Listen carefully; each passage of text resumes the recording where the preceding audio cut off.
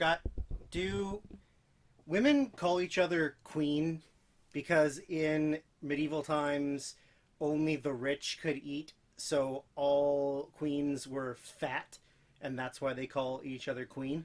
I believe that's my understanding of the origin of that vernacular. Gotcha, Yes. gotcha. Because I feel like it's only fat girls that call themselves queen, A or their friends queen. a bunch of Lizzos. A bunch of Lizzos. Bunch of Lizzos in their reinforced chairs on CBS this morning. That is true.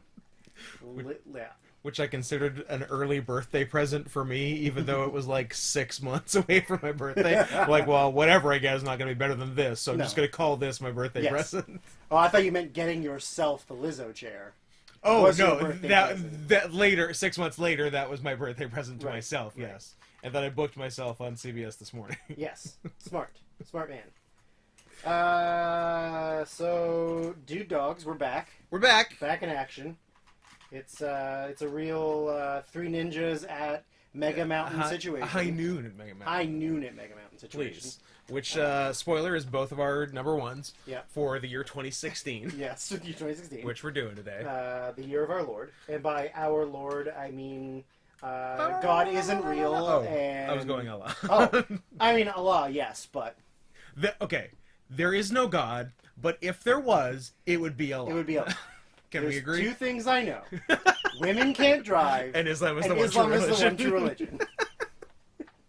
I was thinking about that yesterday for some reason. Is it because we had the conversation about...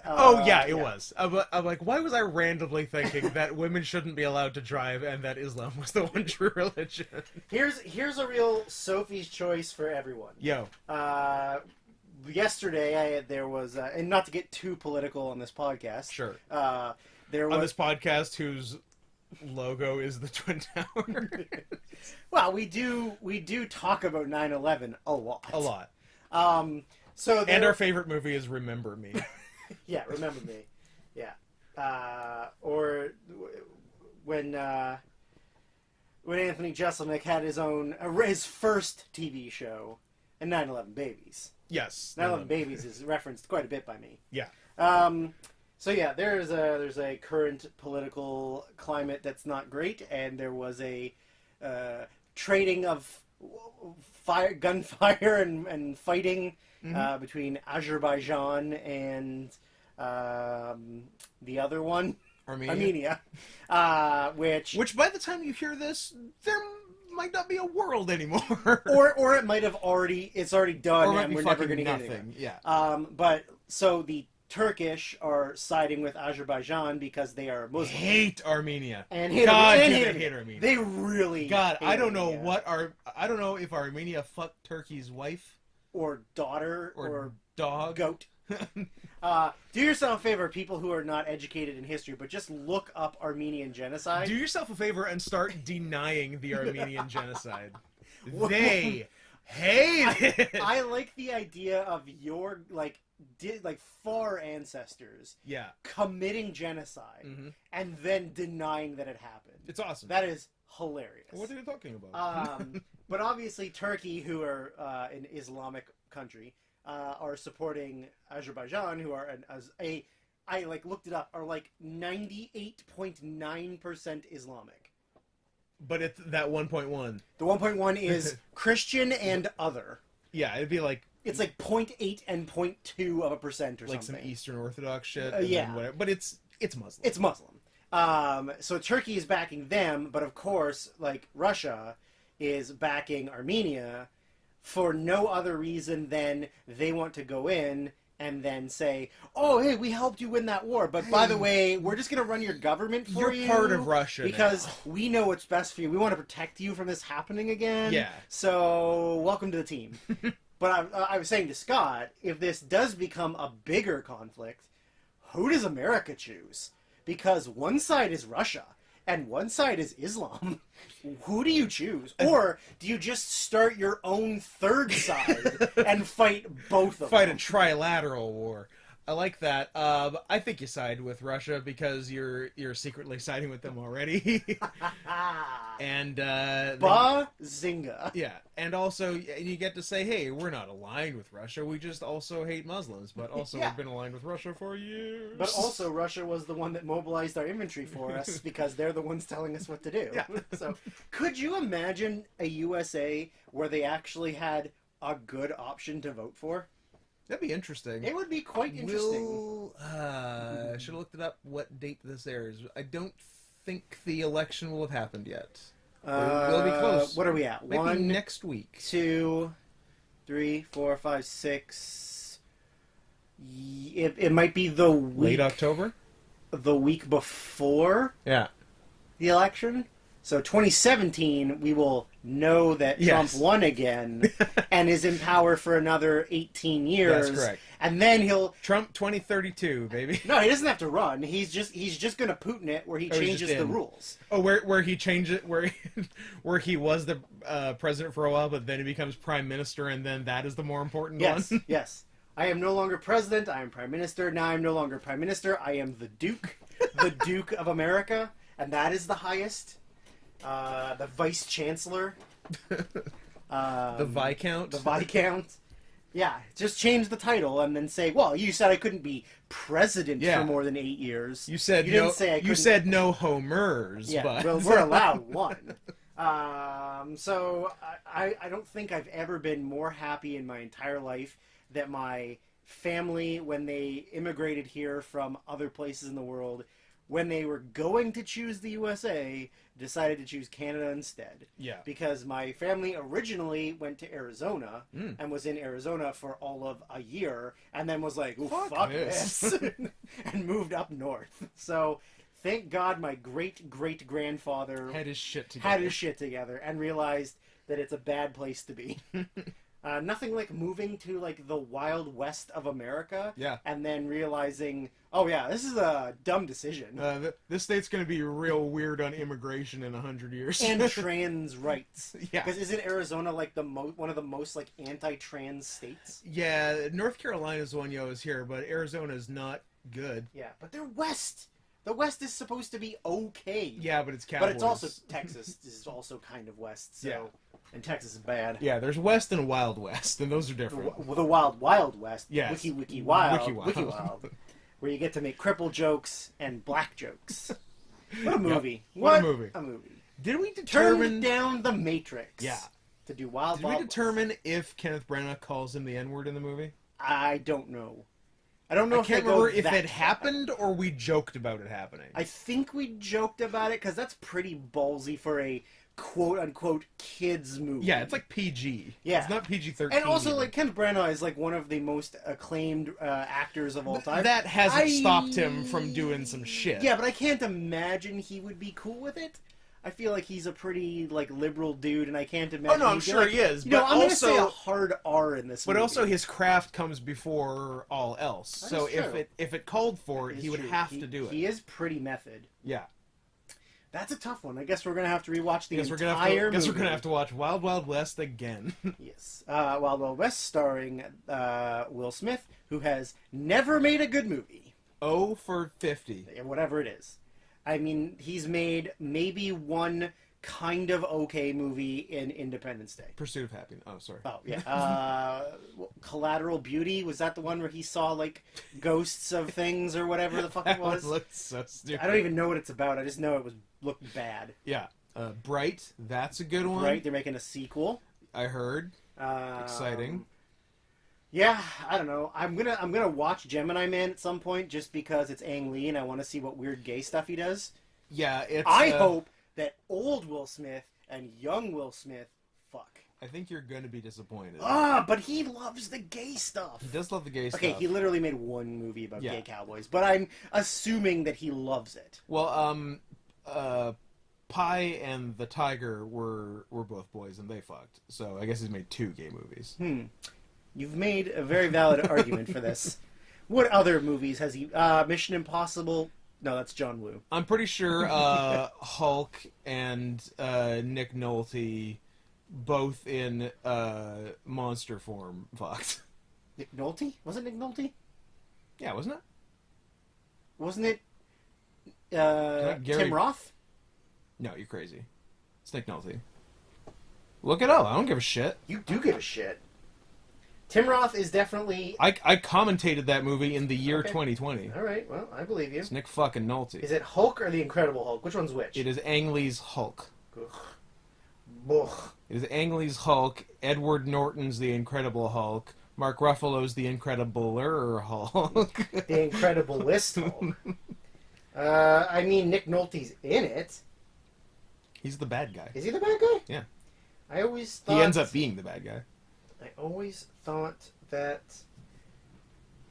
Well, Tim Roth is definitely the bad guy in The Incredible Hulk. I'm fucking happy for him. And he becomes... Yeah, but no gay shit happens in that one, and we're not interested. That is true.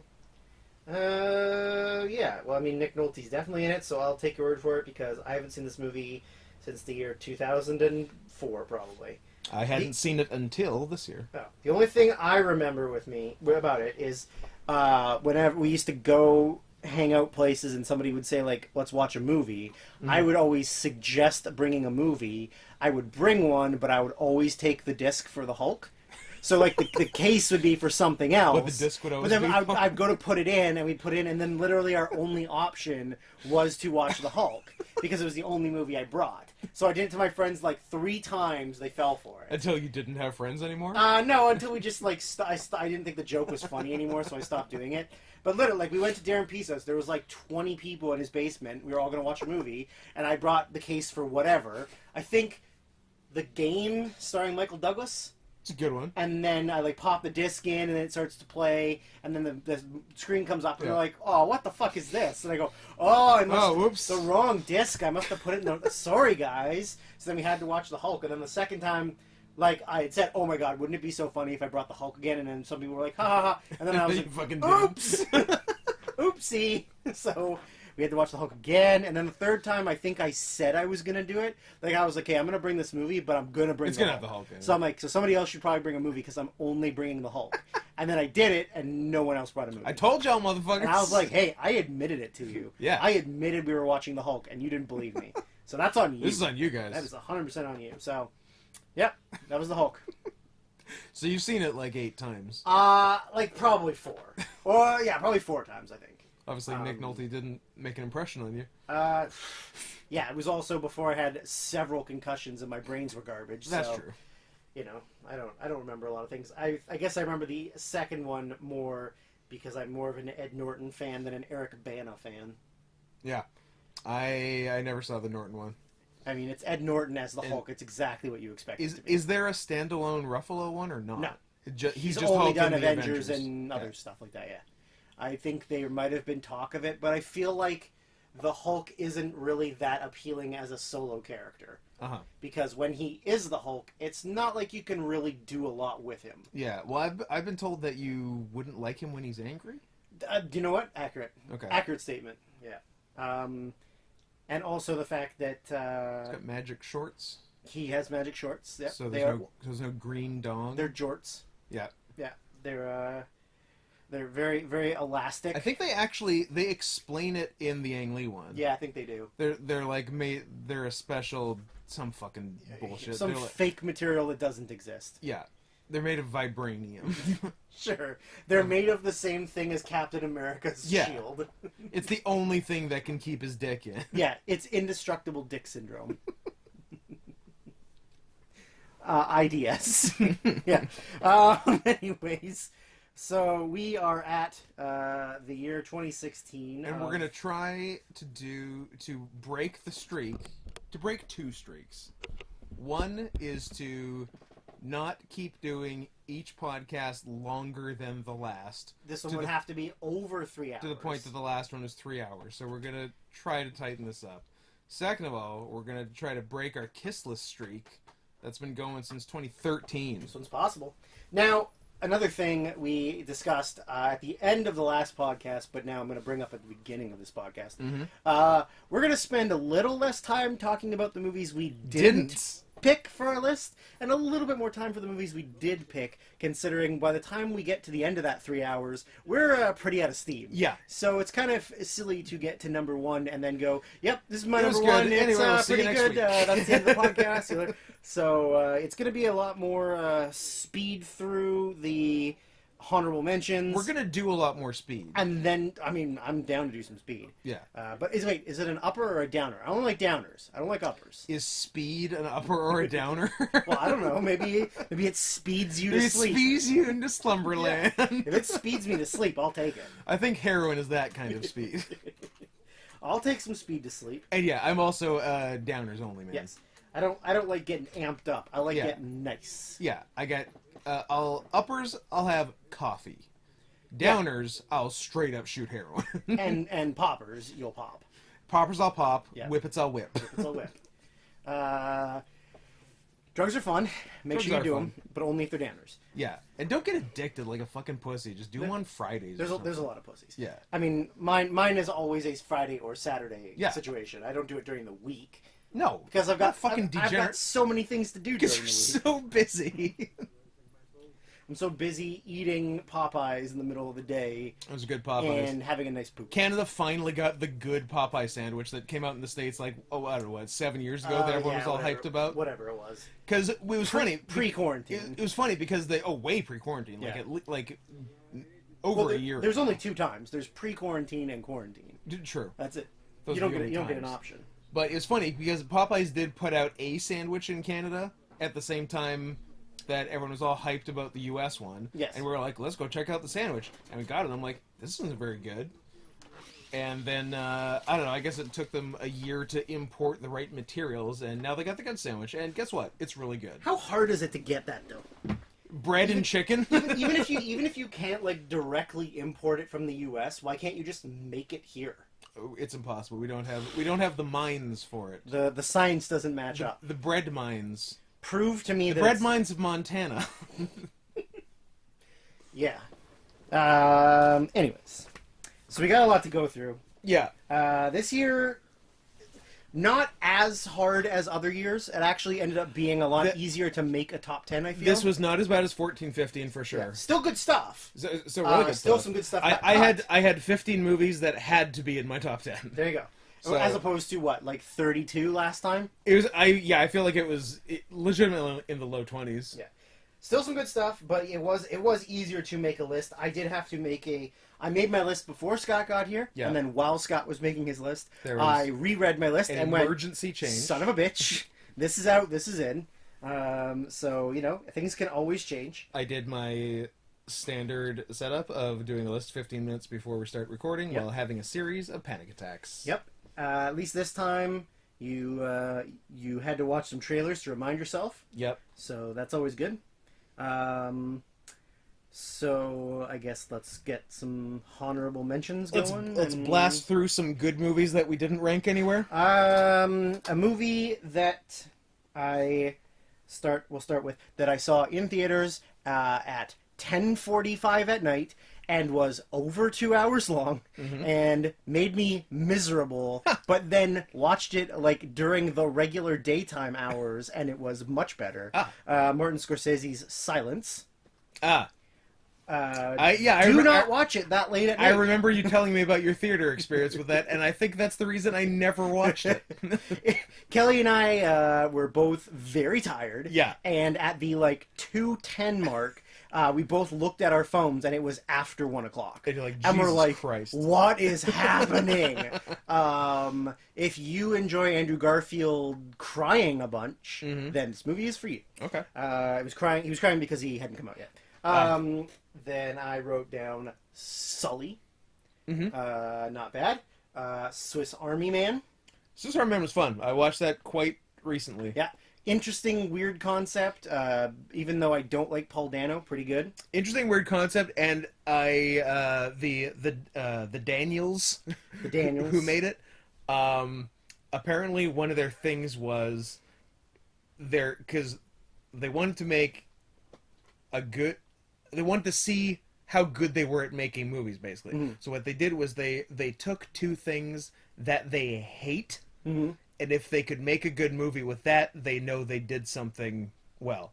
So they hate fart jokes, Yeah. and they hate a cappella music. Yes. So Take those two, make a movie. they did a movie with a lot of farting, Yeah. and an exclusively a cappella soundtrack. Using farting to turn a man's dead body into a jet ski. Correct. Amazing. Yeah. Um, Yeah, it was very cool, very original. very cool. Yeah. And then one of them also made good Daniel Radcliffe performance. Yes, Considering he's literally a dead body. he's a corpse. Yeah, I was wondering because I knew the premise going in. I'm like, so is Radcliffe just like lying there motionless the whole time, or like does he have any like agency or life to him? Mm-hmm. And so I didn't exactly know if he was honestly just an object the whole movie. Yeah. But it made sense what was actually done. And then one of the Daniels made the death of Dick Long. Yes, so he sure did. doing pretty good. Greatest music soundtrack of all time. Oh my god. I wrote this down, and then after I wrote it down, was like, well, I don't know if I actually like this as much as I wrote it down. But like motion capture live action Jungle Book. Oh yeah, it wasn't bad. Yeah, I think it's okay. Then a documentary called Gleason that is about ALS and is very depressing. Yes, it is. Super depressing. Yeah. I think that was the last or second last movie I watched for this. Yeah. Yeah. He, former NFL player who gets diagnosed with ALS, which obviously deteriorates your body and your motor functions, decides to make As his wife is pregnant. As his wife is pregnant with his first child. Yeah. So he decides to make a... And last child. And last child. No, you could probably get semen out of him. You do it then. All right. Mouth or butt? You pick. I'm going to extract semen out of an ALS patient with my butt. It works. But yeah, decides to make a video diary to his unborn son in case he loses the ability to talk to him and speak to him, which, spoiler alert, he does. Yeah. Which is super fucking depressing. Yeah. But yeah, if you want a good, real fucking bummer of a night, you should watch Gleason. There was I didn't know that he basically spearheaded the act in Congress that went through that, because I guess Medicare had stopped providing speech devices for people with ALS, and like they passed the Gleason Act to restore that. Yeah. And then the one other thing I don't liked, but like one of the most memorable things in it was he goes to the unveiling of his statue outside New Orleans, of the stadium, and then goes home and shits himself. Yeah.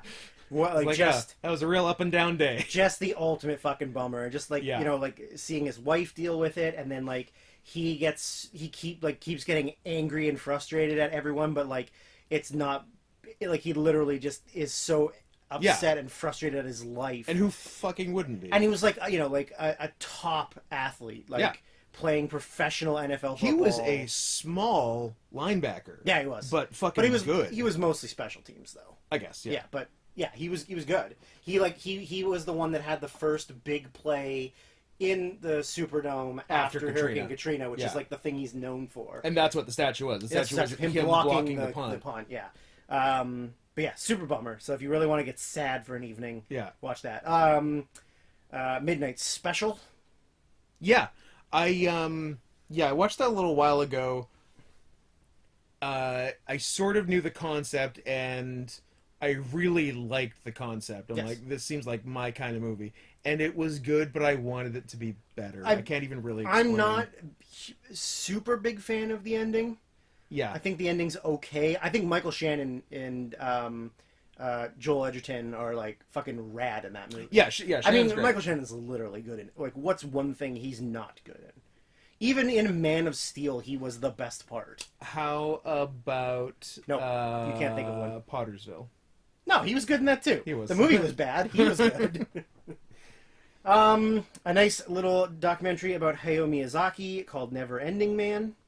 Oh, that was 2016, yeah. Which is just literally a documentary about him hiring another group of animators to animate the first computer animated little short feature that he wanted to make, and then just being an insane old man who can't let other people do anything for him at all. I do. Yes, but it's great. He's such a weird, bizarre man. I mean, he's a been- Japanese man in his 70s, so what do you expect? Who loves anime. Yes.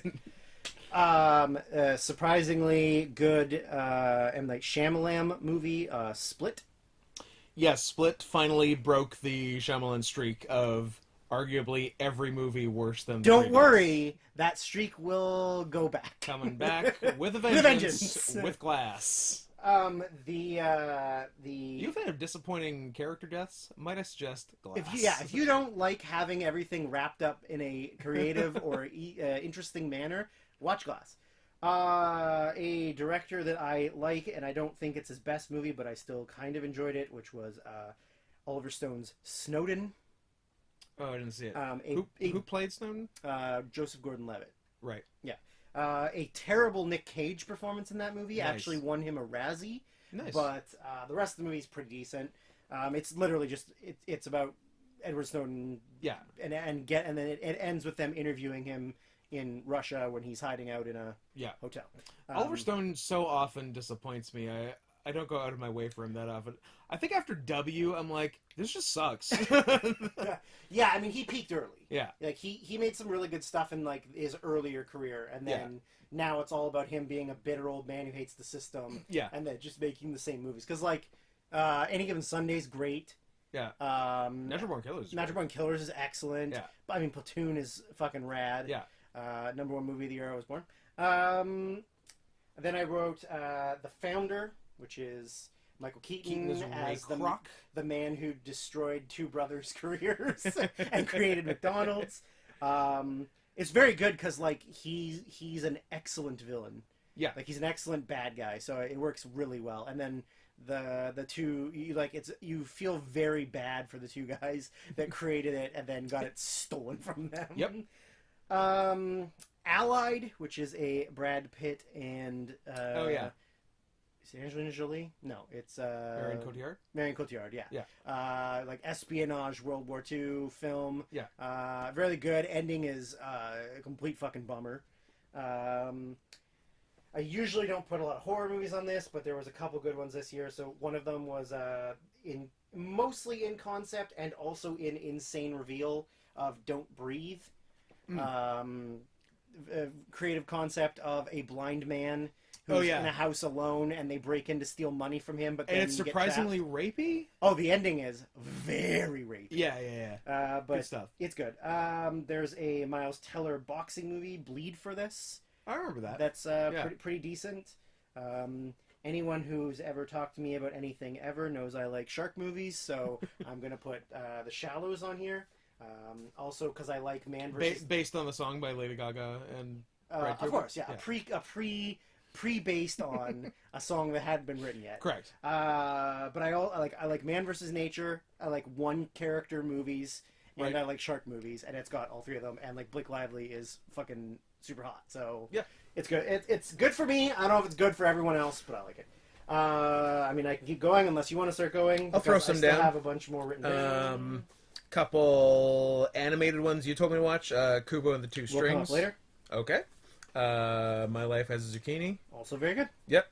It was cool. The very interesting character design, and obviously not made in America because, like, it's just so funny that Europe isn't. Well, pretty much every country beside America because it's so fucking weirdly puritanical. Yeah.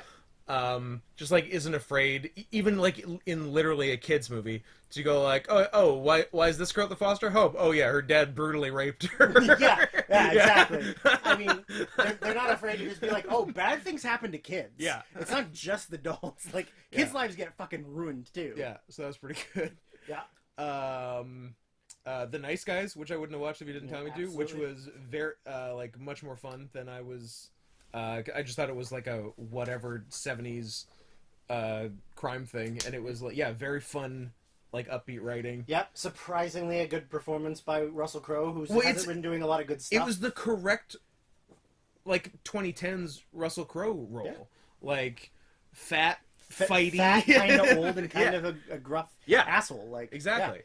And like Ryan Gosling's great in it, and there's the excellent arm breaking scene. Yes. That is so fucking good. Where Ryan Gosling screams like a girl. Like a little girl. Yeah, it's so good. Yeah, they got good chemistry with each other. Yeah. Like it worked. Weird really that well. it started out as the Rockford Files movie. Yeah. I guess Hollywood's fucking stupid. So I guess Crow was going to be Rockford? I guess. And then they're like, let's just make it a different thing. Let's just not which is so the opposite of Hollywood. Normally they take an existing thing and slap a property onto it. This sounds like Cloverfield. Let's make it i.e. Cloverfield. the second and third Cloverfield movies. Yeah. Whereas this was like an existing IP that they then made original, which is so counterintuitive to what they usually Doomsday do. Bunker guy won't let people leave. Let's add add Cloverfield Gotta to go it? Cloverfield. Which is too bad, because it was good until Cloverfield. Yeah. Yeah, everything until the ending. Like, if she had just gotten out and there was nothing, that would have been awesome. Yeah. Like, he literally dissolved a man in acid. Yeah, that was that. What year was that? Is that... Is that like 2015? Or earlier? Am I way No, off? it's 2016. Oh, there you go. There you go. It's a good thing we're talking about it. New number one. 10 the first 5/6 of 10 Cloverfield Lane is my number one for 2016. What else we got? Raw was a trip. It'll come up later. Okay. The Lost City of Zed was good, which I was surprised about. Which I had been pronouncing the Lost City of Z until I saw it. I'm like, oh, they say Zed, so I can say Zed. I can say Zed. Very exciting. Yeah. That one I was pleasantly surprised with when I saw it. Yeah. I didn't really know a lot about it until I watched it, but yeah, it was good. Yeah, I like that. As it stands, the last good Xavier Dolan movie, It's Only the End of the World. It's good, not as good as like a Mommy or something. Yeah. But same vibe as like Mommy and Tom at the Farm and those ones. Before they gave him a budget and he forgot how to make movies. Which is like literally what happens to every independent filmmaker. Yeah. No independent filmmaker has made a good big budget film. Yeah, it's tough. You can't talk about 2016 without talking about Imperium. I like white supremacists. I also like the implication that 99% of white supremacists of the nature that we're dealing with in the movie are absolute fucking pussies. Yeah. It's all talk. Yeah, there's a few like actual like terrorists. Yes. And then the rest are all talk pussies. And like all the ones that they like are the like shave their heads, get tattoos, walk around doing salutes and shit, are like the cowards. Yes. And then the ones that are like the ones in straight-laced the ones in businessmen suits behind the scenes are the They're actual ones. terrorists. Yeah. Definitely a hard watch when both of us are kind of agreeing with some stuff. Not a lot of stuff. I mean, but we were like they were like, oh yeah, that makes a lot of sense. when they started talking about the little circled U on pretty much every food product, we're like, yep. yeah. Or the Zod. Yeah. Yeah. Zog. Zog. Yeah. Zog. Yeah. No, yeah, it was great. It's excellent. And another good Daniel Radcliffe performance. Another good Daniel Radcliffe, yep. The Neon Demon was crazy. That'll come up later. Okay. Oh no, Scott. That's a couple that have come up later that are not. I was gonna say I've named There's a not gonna be any number kisses. that motherfucker. Well, you've chosen all wrong. You're gonna have to redo your whole list. What else was good? Wiener, the documentary on Anthony Weiner, which was very funny on their part. I guess the home release, they added some footage and called it Wiener Uncut. Which is funny, because, like, there's not really any comedy. Like, it's a documentary on a scandal, and yet it's called Wiener Uncut, which I thought was fun for everyone. I love that one, it's impossible to forget what he did, because it's right in his name. Yeah, it's true. He's just full-on, like, sexed cheating on his wife the whole time he's in Congress with his wiener. Yeah, and then he's disgraced, and then he comes back, runs for mayor of New York, which I didn't know any of this, and I figured if he had run for mayor of New York, it would have been pre-scandal, but no, he was post-scandal, runs for mayor of New York, is winning in the polls, and then it happens again. Then another scandal. I'm like, if you fucking kept your dick in your pants, you could be de Blasio right now. Yeah. But no. Yeah. That's it's insane that, and there's no way people would hate you as much as they hate de Blasio right now. No. It's insane that you would risk that you're like, you're winning. How horny are you? You know you're winning, and you're still like, I can't lose now. So horny. It's crazy. What else we got? L, which my understanding was it was a straight up woman gets revenge on her rapist movie. It's not what this movie was. No, not at all. It was much stranger than that. It was really strange in the sense that she was so well adjusted for a woman who had just been brutally assaulted in her home. Yeah. Yeah. And then seeks out more of it. Yeah. She was pretty chill about it happening, and then the way she dealt with it was not what you might expect. Yep. It happens and then immediately goes out for dinner. Yeah. Doesn't say anything to anyone until much later into the film. Yeah, it's Isabelle Huppert, right? Yeah. She's a great actress. She's great in it. But a strange movie, much stranger than I was expecting. I was expecting a pretty straight ahead revenge movie, and it's absolutely not. She's in another one for 2018 that I will suggest you watch called Greta. Oh, that's about that autistic girl from Sweden who stopped global warming. Is she autistic? Yeah. Oh, cool. Didn't know. They can do things. Okay, they can do some things. Some things. They're allowed to do some things. Rubik's Cubes. Can she drive? No. Okay. Come on, stop it. Hey, that one guy drives a bus on the Netflix thing.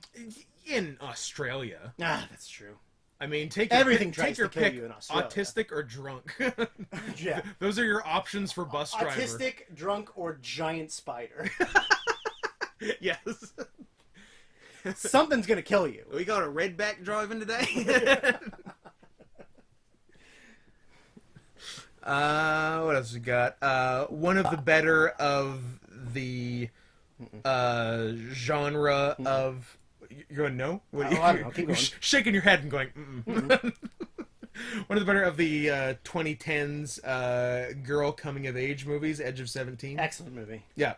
Really funny. Yeah, really funny. Well done. Yeah.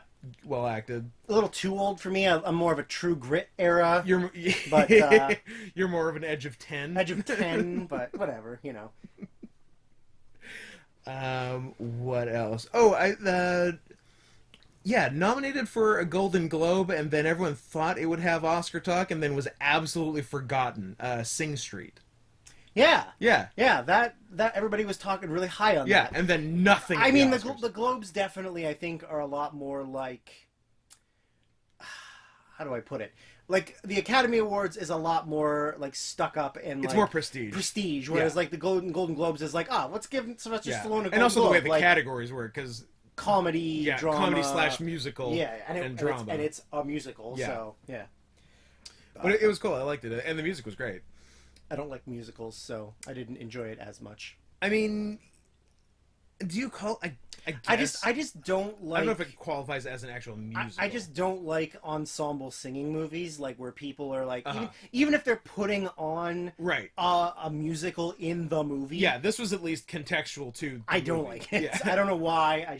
I can't watch people lip sync or fake sing or You're gonna love one of my honorable mentions. Yeah, I'm sure it will be. I hated it, but anyways. That's because one of them can't fucking sing, but continue. What I mean, else? I've got 10,000 more, so. Anything else to blaze through? As far as superhero movies, Deadpool was fun. Yeah, Deadpool was on the list at some point, and then it was on my faves for a bit, and then it just vaguely got bumped out. Yeah. It is very unique in concept, and it's showcasing exactly what Ryan Reynolds is just a goofy silly boy who likes to swear and fuck around, but I mean, it's fun. It's definitely entertaining. Yeah, and I'm glad it was successful, because just fucking make R-rated movies and stuff. Yeah, but now Disney owns it, bro. PG-13 horseshit. Yeah, Disney owns it, bro. Will they not make... They said they're making a third one, and they said they're going to make it like the other two, but does that actually mean they're going to? Oh, that's a fair question. Because, I can't imagine Ryan Reynolds is going to want to make one that's not R-rated. No. They're two of the highest grossing R-rated movies of all Ever, time. yeah. So I don't imagine that they're going to be like, well, it made money, but let's just make it a regular Yeah, superhero like, movie. I would imagine why Ryan Reynolds would mess say with no. it? Yeah. And like, what are they going to do? Recast him? Like, yeah, I'm sure they will. They'll put fucking David Harbour in it, and it'll be a terrible fucking movie, just like fucking Hellboy. I mean, it had its moments. No, it did not. It had one moment. moment. Yeah. TF and that's it. Yeah. TF and GTFO. Exactly. Yeah. Deadpool's fun. Yep. Like Deadpool. You want to run through? Yeah, I'll just run through some really quick. Hologram for a King. Tom Hanks. Tom Hanks. Yep. Pretty decent. Mhm. A very good Werner Herzog documentary, Into the Inferno. That's the volcano. That's the one? volcano Yeah. one. I mean, not a lot really going on other than literally him going to volcanoes. Yeah. Which is pretty fucking rad because he's the greatest. Yeah. I love him. He's the man. A really interesting one called Colossal. Yep. With what's her face? Anne Hathaway? Anne Hathaway, where she becomes she can control a colossal kaiju in Korea by standing in a sand pit. Yeah. But it's like a real dark drama, which is kind of good. Yeah, it's the concepts. Again, it's just so nice to see like an American movie with a budget that is just an original property with a cool concept. Yeah, like you yeah. don't get that often. No, yeah, not at all. Yeah. A really good independent one. I like bad guy Jason Sudeikis. Yeah, Yeah. He fits it well. He's arrogant enough. Yeah. Then there's an indie one called The Ghoul. Mhm. I don't remember. I thought it starred Shane Carruth, but it does not. Gareth Tunley is the director, who's done a bunch of other stuff, The Kill List, which is an excellent horror movie, and a bunch of TV stuff that people like. But anyways, Yeah. a homicide detective who's investigating like a psychotherapist who he thinks is involved in a bunch of murders, and then he also is going through he's seeing a psychologist himself, and then the real life stuff and his stuff, like the murder stuff, and then the stuff he's going through, like kind of gets like intertwined, and then he's not really sure like what's reality and what's like fiction. So like it's really an interesting, like super cheap, like no name actors. Like it's really interesting.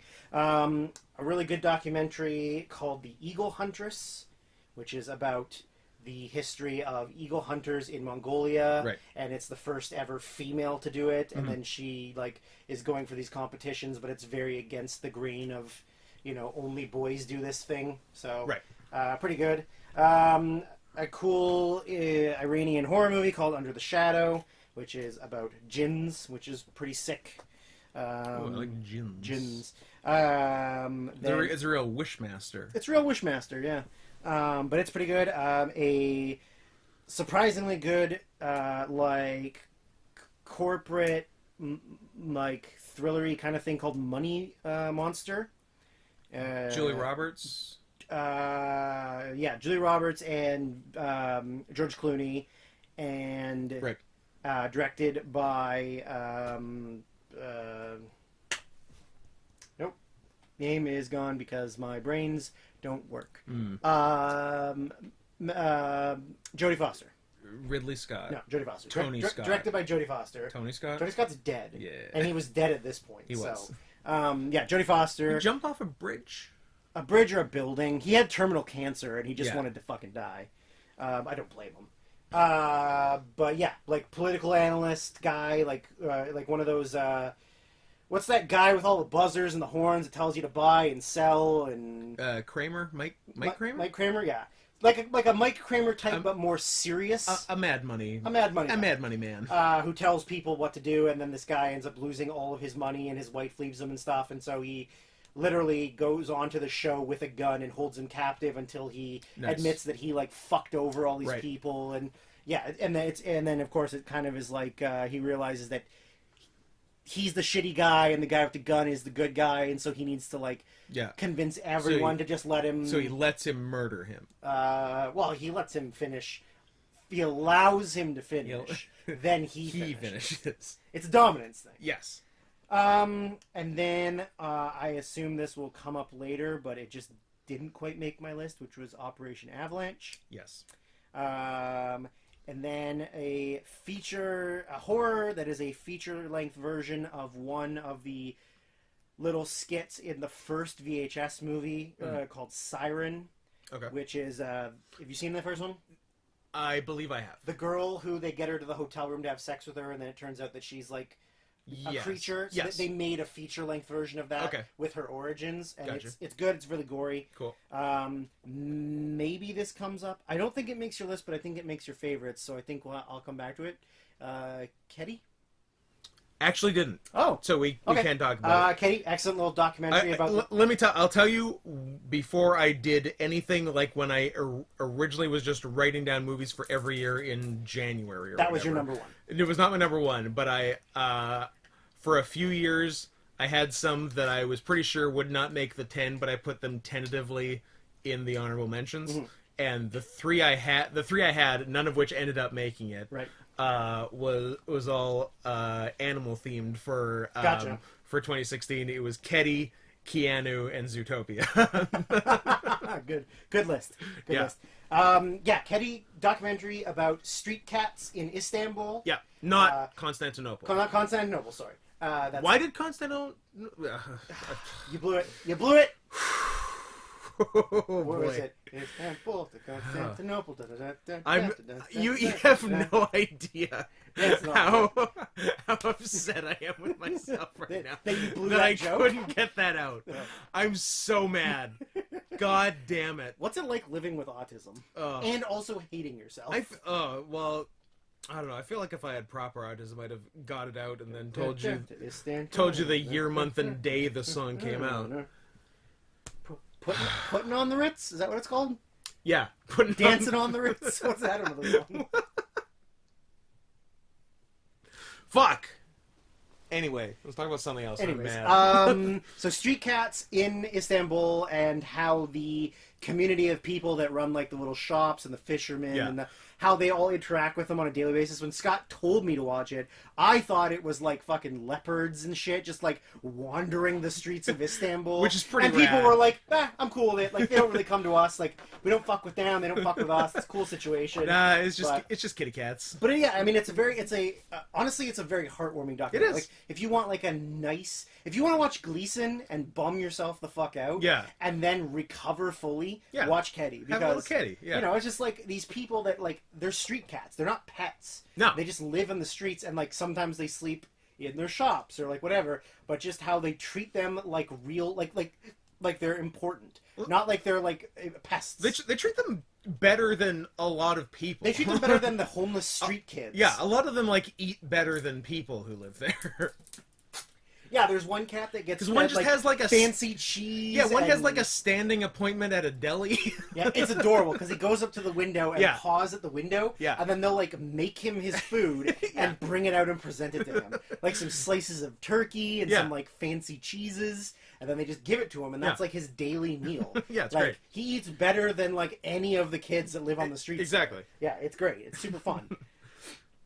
A good animated one that comes from. I mean, I don't think the movies are for everyone, because if you don't like comic book stuff, you're probably not going to like them. I like them all. I think most of them are pretty good, but this is Batman: The Killing Joke. Is very good. It's actually a very different take on the history of the Joker and him becoming the Joker than what you see in like the movies and regular TV shows. You and I were going to see it in the theater, and then we didn't, and then I never saw it. Yeah. It was showing at the Rio, I think. Something like that. Yeah, but it's a really good take on something different. It's I don't know a lot about it. It's a very evil Joker, right? Yeah, it just gives him more of a darker backstory, right? Which makes him more serious than jokey. But then and then he does. So you might as well call him the Seriouser. The Seriouser. He does a lot of bad stuff to Batman in it, and then obviously, as you may imply, there's some killing involved. Does he fuck around with Commissioner Gordon's daughter in that one, or is that some other? That's just in the comic book stuff. Okay. In one of them, he does like he's the reason why she gets paralyzed. Yeah. He fires a bullet at Batman, and he blocks it with his armor, and it hits her in the spine. Okay. And paralyzes her. An interesting like foreign horror movie called The House Maid. It's Thailand. Thailand and its spooky ghosts. Mm-hmm. And then we said that one. One that I was absolutely positive would be on my list 100%, and then got bumped off just because. Mm-hmm. I don't know that a lot of people that I talk to that I thought would like it apparently don't like it. Okay. Let's see if I'm one. Personal Shopper? Don't like it. No, really? No. Huh. Did you not like that it was so ghosty? No. Did you not like because Kristen Stewart shows her tiny boobs? Well, I don't like Kristen Stewart. They're like A cups, so... They're mosquito bites. Yeah, they're tiny. Itty bitty titty committee. But and also, I think I might have been biased going in because it's the same director-actress combination as Clouds of Sils Maria, which is such absolute dog shit, and also has amazing reviews. Yeah, that's weird. I don't know. France sucks. Sometimes, yeah.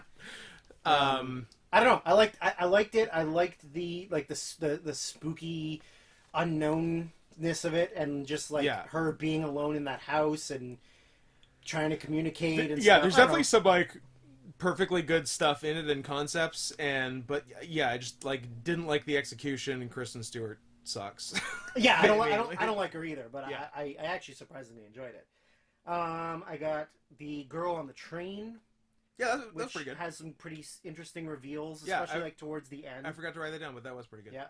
Then a good Korean disaster movie called The Tunnel, which is just literally a guy gets trapped in a like underpass tunnel, and then they have to try and get him out. It's pretty good.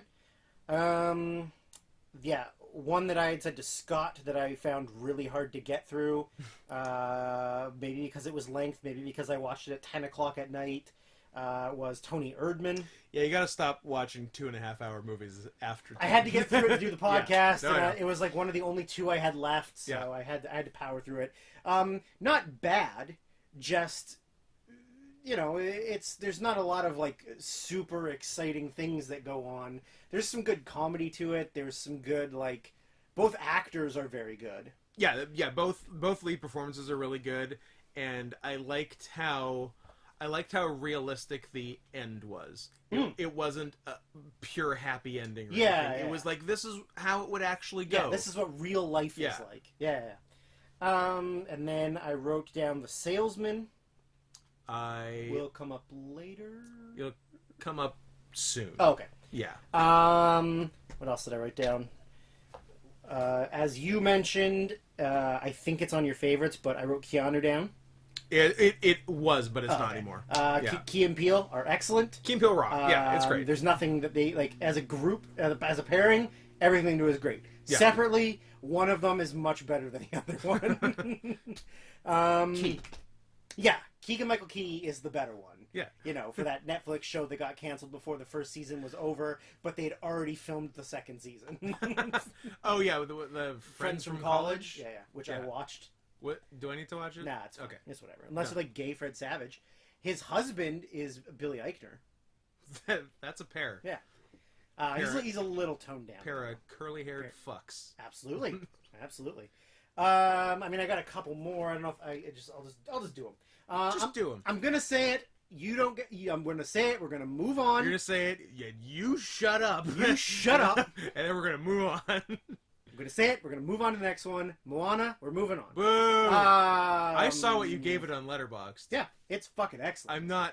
It's the best. I'm not pleased with you like The Rock. I don't know. He sings, and you like it.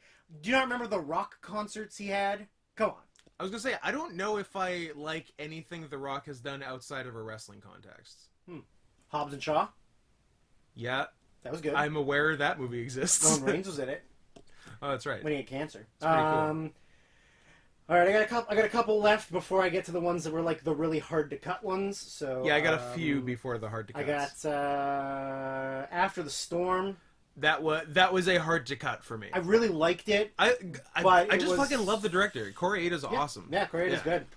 Then I wrote, I think I like Manchester by the Sea, but I don't think it's great enough to be on the list. Yeah, it was good. There were some good performances. Yeah, Casey Affleck's a chill guy. Oh yeah, super cool guy. I'd like to hang out with him. I want to do what he does. He definitely won the Oscar for it, and after he had beat the shit out of his wife. After he beat the shit out of his wife, and then definitely, as is tradition, got to present the Oscar for Best Actress the following year. Yeah. Or he didn't. Maybe not. Well, don't. I mean, he has an Affleck, and they're garbage. Affleck. Let's see. Did I miss anything? Oh. One that was on my favorites, but I don't know. I think it's not as good as the ones I put on my favorites, is Train to Busan. Interesting concept. It definitely has some plot holes. Yeah. But, I mean, for a zombie movie that's been done like 30 or 40 million times, had some unique, different stuff to it. Yeah. Don't need to see the sequel because I hear it's garbage. But yeah, other than that, I just have the ones that were like my hard to cuts, and there's 5 of them. 4 of them. So. Let me see what I got. I think we did everything on that side of the page, so that's good. Aquarius. Aquarius was very good. I forgot to write it down, but I liked a lot. Classic old woman versus the system. Yep. And was very well done. Yep. Old people versus the system. We'll call it. Yes, it will. Hopefully in the same spot. We'll find out. If you get your shit together. We'll find out. That one, I don't know. I'll talk about it when we get to it. Yeah, breaking the Coen Brothers streak of 1 for the decade so far, I guess. Hail Caesar, I couldn't put in. I didn't even put on my list because I didn't think it was very good. I thought it was fine. I thought it was a real letdown. It's absolutely one of the weaker Coen movies. Yeah. It's obviously above The Lady Killers and Intolerable Cruelty, and not a lot else. I kind of like Intolerable Cruelty. It's been a while since I've seen it, so I might have to revisit it. I don't mind it. Lady Killers is bad. Lady Killers is the worst one, right? I also didn't see Buster Scruggs, so... Scruggs. Whatever. I barely knew her Scruggs. Am I going to see it? Yeah. Okay, I'll watch it, I guess. Good. Yeah. That one won't be on my list either, because it's an anthology, so it's harder to pick. It's 5 shorts. Yeah. So I mean, I like the ideas and the plot and the story of Hail Caesar. Yeah. I think maybe I went into it thinking it was going to be more like a traditional Coen Brothers movie. I might have too. Not really. Yeah, it's got bits and pieces, but it's different. You know?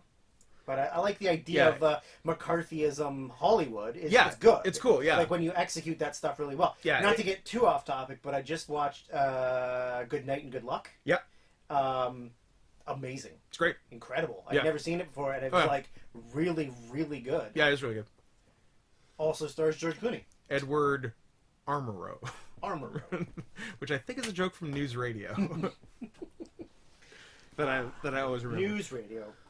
Remember when Joe Rogan was just a guy on News Radio? When he was... And now he might be moderating some kind of debate between Trump and Biden? And is 100 millionaire. Joe fucking Rogan. Anyways. The guy on the meathead on News Radio. The guy from Fear Factor. Who liked UFC. Yeah. Then got to commentate UFC. Yeah. Then started a podcast that made 9 figures.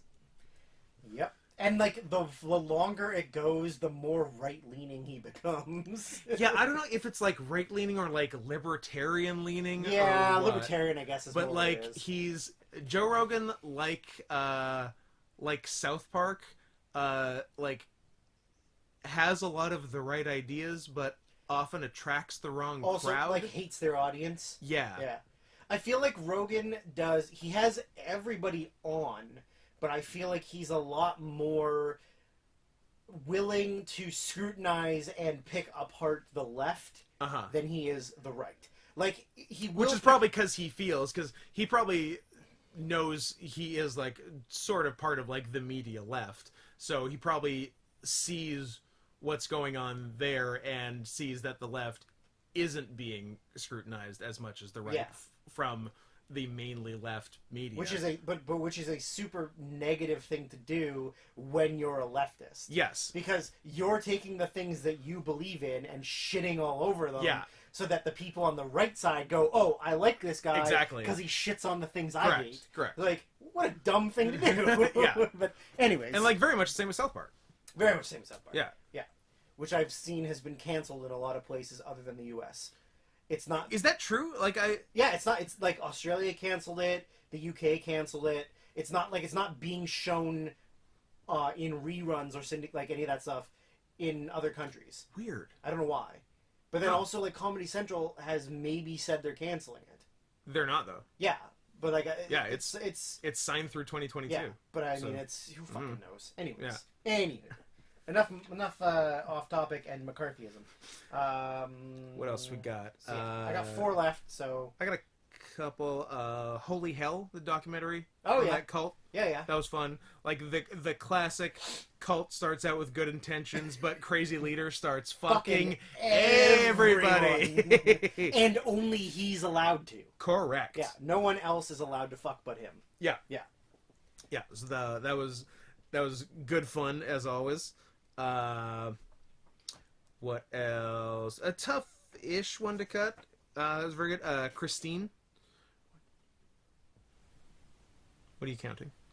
I was just seeing how many left my list had that you hadn't mentioned. So. Okay. Christine. Didn't see it. Okay. I had forgotten it's Antonio Campos's last one before. Interesting. Before The Devil All the Time. And yeah, it's about a newscaster in the 70s who... does it count as spoilers if it's a real thing that happened in the 70s, who ends up killing herself? Right. Which I didn't know, because I really didn't know the story of her. Dexter's in it. Yes, he is. And, it just follows her, trials and tribulations, basically, and is, very well done. Oh, okay. Campos, you interesting motherfucker. Yeah. Yeah, I totally forgot it was Campos. What else? Is it as weird as his other stuff? No, it's not really weird at all. Oh, okay. Because it's a biopic. Oh, yeah, I guess that's true. Yeah. I think we're basically just down to the hard cuts. The hard cuts, which I only have a couple of. Yeah. Well, one of the hard cuts for me was Nocturnal Animals. It was not a hard cut for me. Then we'll come back to it later. Because I didn't cut it. It was the second to last cut for me. It was my number 12, so. Okay. Or like on the list of things that was getting cut. Another one that was really hard for me is a Norwegian film called The King's Choice. I don't remember if I told you to watch it or not. I don't recall. I haven't seen it. I guess not. It's obviously set in World War II. I just want to remember. I can't remember what the fucking king of... Do you remember what the king of Norway's name was during World War II? Ludwig.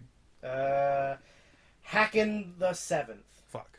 So it's about King Hakon the Seventh, who was the king of Norway, and his family, and the Germans coming to them and pretty much saying, "We won't invade you. We won't murder everyone if you secede and give us the shoreline so that we can, defend." And it takes him a long time to, he's really kind of his cousin. Or because it's all interbreeding and inbred shit in everywhere in real families.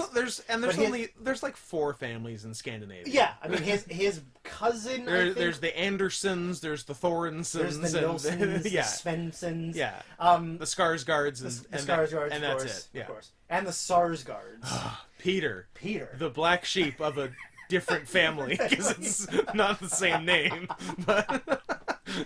I think his brother or cousin is the king of Sweden.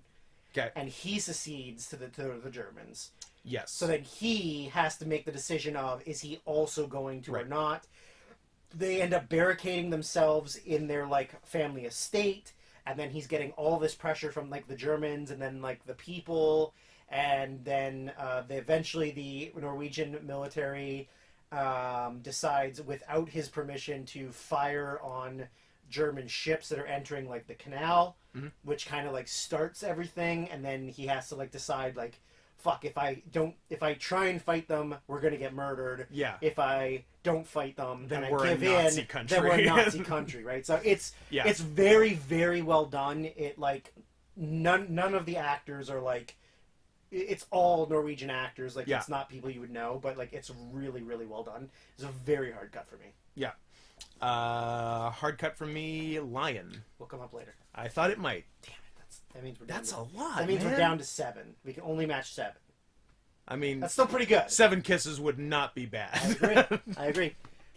I think the fans would enjoy it. Yeah, of course. I mean, Yes, the fans would we're enjoy doing it. it just for the fan. We derive nothing. Oh, we out of hate it. No, we hate Yeah, it. it is like it's torture to It's us. gross. Yeah. It's like waterboarding for me.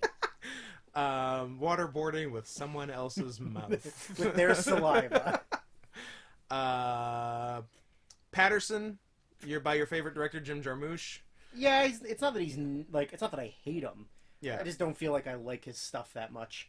Yeah. It It was hard for me to get. I only got through the first hour, and then I was kind of like, I don't think I'm not going to put this on my list. Yeah, like I don't think so I like this enough. I have to other finish things it. to do. Yeah.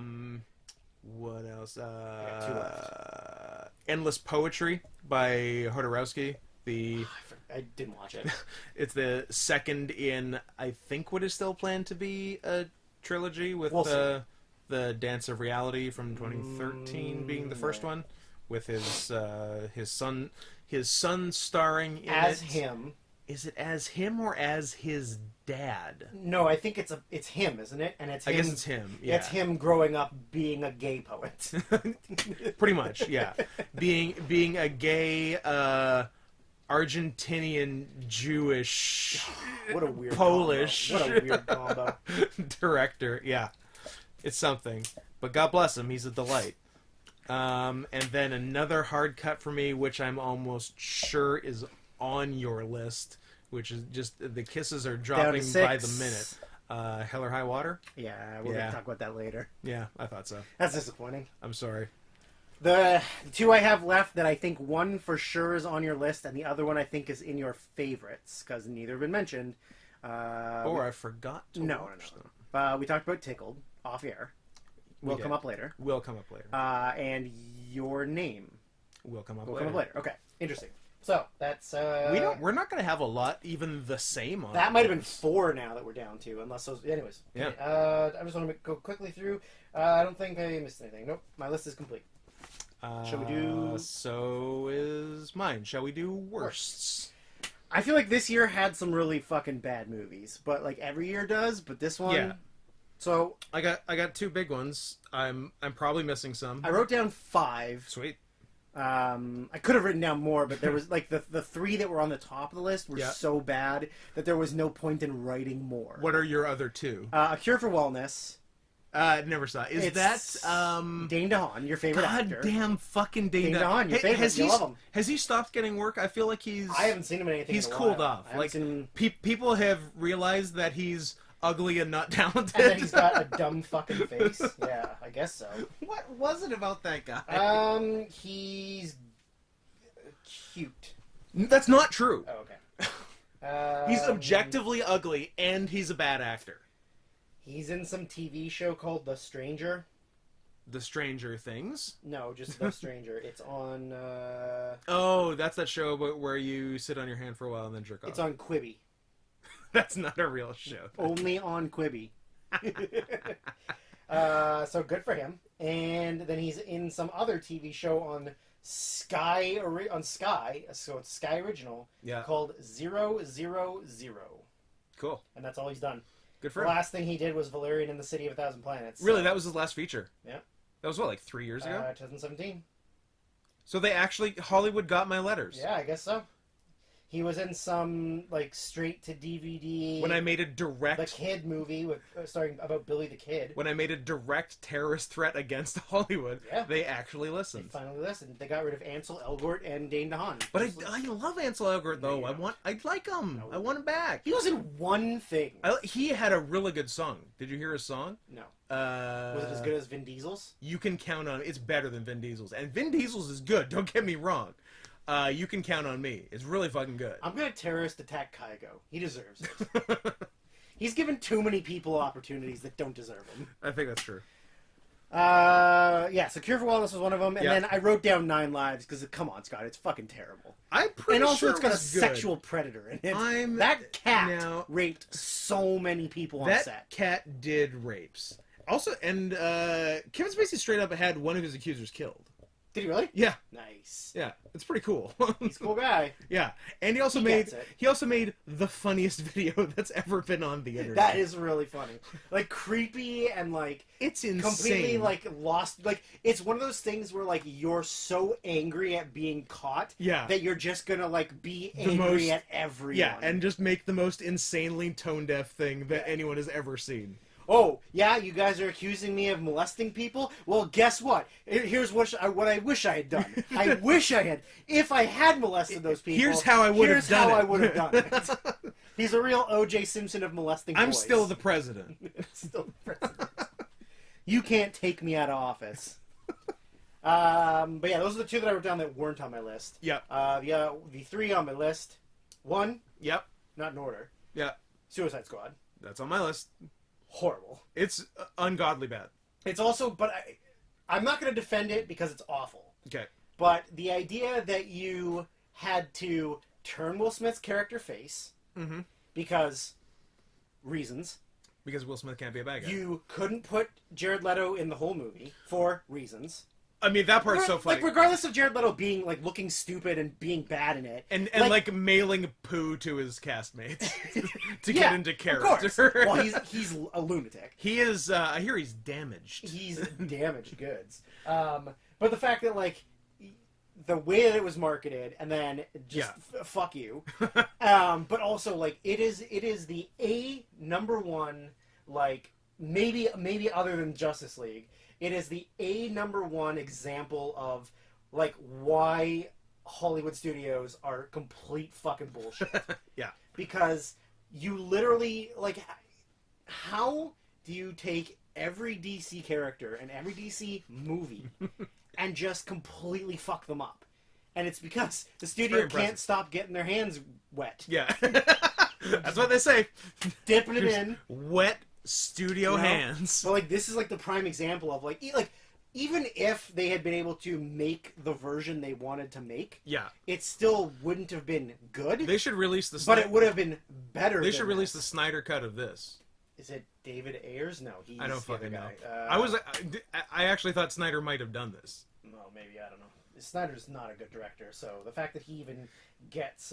it's okay, because he's going to save the movie that Joss Whedon made. Yeah, for sure. Because he's better than Joss Whedon. He was David Ayers, I was right. Well done. He also directed, Bright? Oh, did he? Good for him. He also directed Bright. Crushing it. But anyways, yeah, he, just... It's not even like, the Suicide Squad wasn't a big... Like, nobody knew it outside of diehard comic book fans. No, I don't. You knew maybe like one or two characters because they were Batman villains. In other things, yeah. I don't think I had heard of Suicide Squad before. The me movie. neither. Yeah. So it's not the same way I hadn't heard of Guardians of the Galaxy. Yeah, me neither. Although that one turned out better. Yes, but yeah, just the fact that like. Even if he wanted to make the movie he wanted to make, it still wouldn't have been good. No. But the fact that... There's not a good movie hiding in it. No. But there's also not a good movie hiding in it because the studio literally wouldn't let him do anything. That's correct. Because they were like, oh no, Deadpool's coming out, it's rated R, and it's really good. We have to change everything about this movie to be Deadpool. That's right. Including giving Captain Boomerang a fucking stuffed unicorn. Oh, yeah. Which Deadpool... also had a stuffed unicorn. Yeah, that was a good move. It's a good way not to draw direct comparisons. Yes. And didn't they kill one character immediately? Yeah. But I mean, like, one of the minor characters. Yeah, that was still pretty funny, though. Yeah. Because it seemed like it was, like, introduce all the characters time, and then they just killed one. Oh, yeah. And speaking of introducing all the characters, with the fucking cue cards, with the, like, shitty classic rock music over it that you've heard, it's like playing a video game online, and you build up points to unlock an outfit or a new weapon or whatever. Yeah. This is like the Hollywood, like I got 100 tokens, so I unlock basic movie movies classic rock playlist. You only got 100 tokens, so these are the songs you get to put in your movie, but they're the songs that everyone has because they only cost 100 tokens. Correct. You know, it's not like, oh, like, let's find a deep cut of something cool. No. They're like, no. What were the top 50 hits? You get Welcome to the Jungle. Yeah. You get Back in Black. Back in Black. Yeah, like you get like just the basics. Yeah. You know, it's basically like every like non-public domain like ECW entrance theme of the mid-90s. Yeah, it's everything that a guy of David Ayer's age only listens to. Thinks is awesome. Yeah, he's a real Triple H, Vince McMahon, Kevin Dunn situation of like, I only like Metallica and AC/DC. And not Kevin Dunn from Veep. He's cool. Sure. I mean, Kevin Dunn, the dad from Transformers. Is that Kevin Dunn? Yeah. All right. No. Okay. Anyways, so that's one of mine. You only have two? I have two. And Suicide Squad was one. One was Suicide Squad. Okay, then I'll say the one that I know you don't have because you didn't see it. Fucking Zoolander 2. Yeah, 15 years after comedy. I was telling Drew, I tapped out on the comedy sequels that come 15 years after the first one. I can't do it. It also has you and your dad's favorite actress in it, so you should probably definitely see it. Penelope. Nice. Yes. Anyways, what was your other one? Like, we don't have to go too far. It's Anchorman 2. It's literally every other sequel that didn't need to be made. It's Anchorman 2. It's Dumb and Dumber 2. Dumb and Dumberer. It's there was another one, wasn't there? What else did they do? I swear there's more than 3. Yeah, probably. I mean, the Hangover ones felt like it, but they came directly after the first one. Yeah. But they might as well have come 15 years after. I don't know. But yeah, there was a real wave of those, and I'm not sure why. I guess because they make money. I guess. Do they? I don't know. They probably made something. They probably made a profit. I don't know if they made enough to make a third sequel. I guess a second sequel in another 15 years. Well, we'll find out when Ben Stiller does it, because he's a piece of shit. Even though I like some of his stuff. Even though I think I've had things of his on my list. Yep. I think I had an honorable for While We're Young.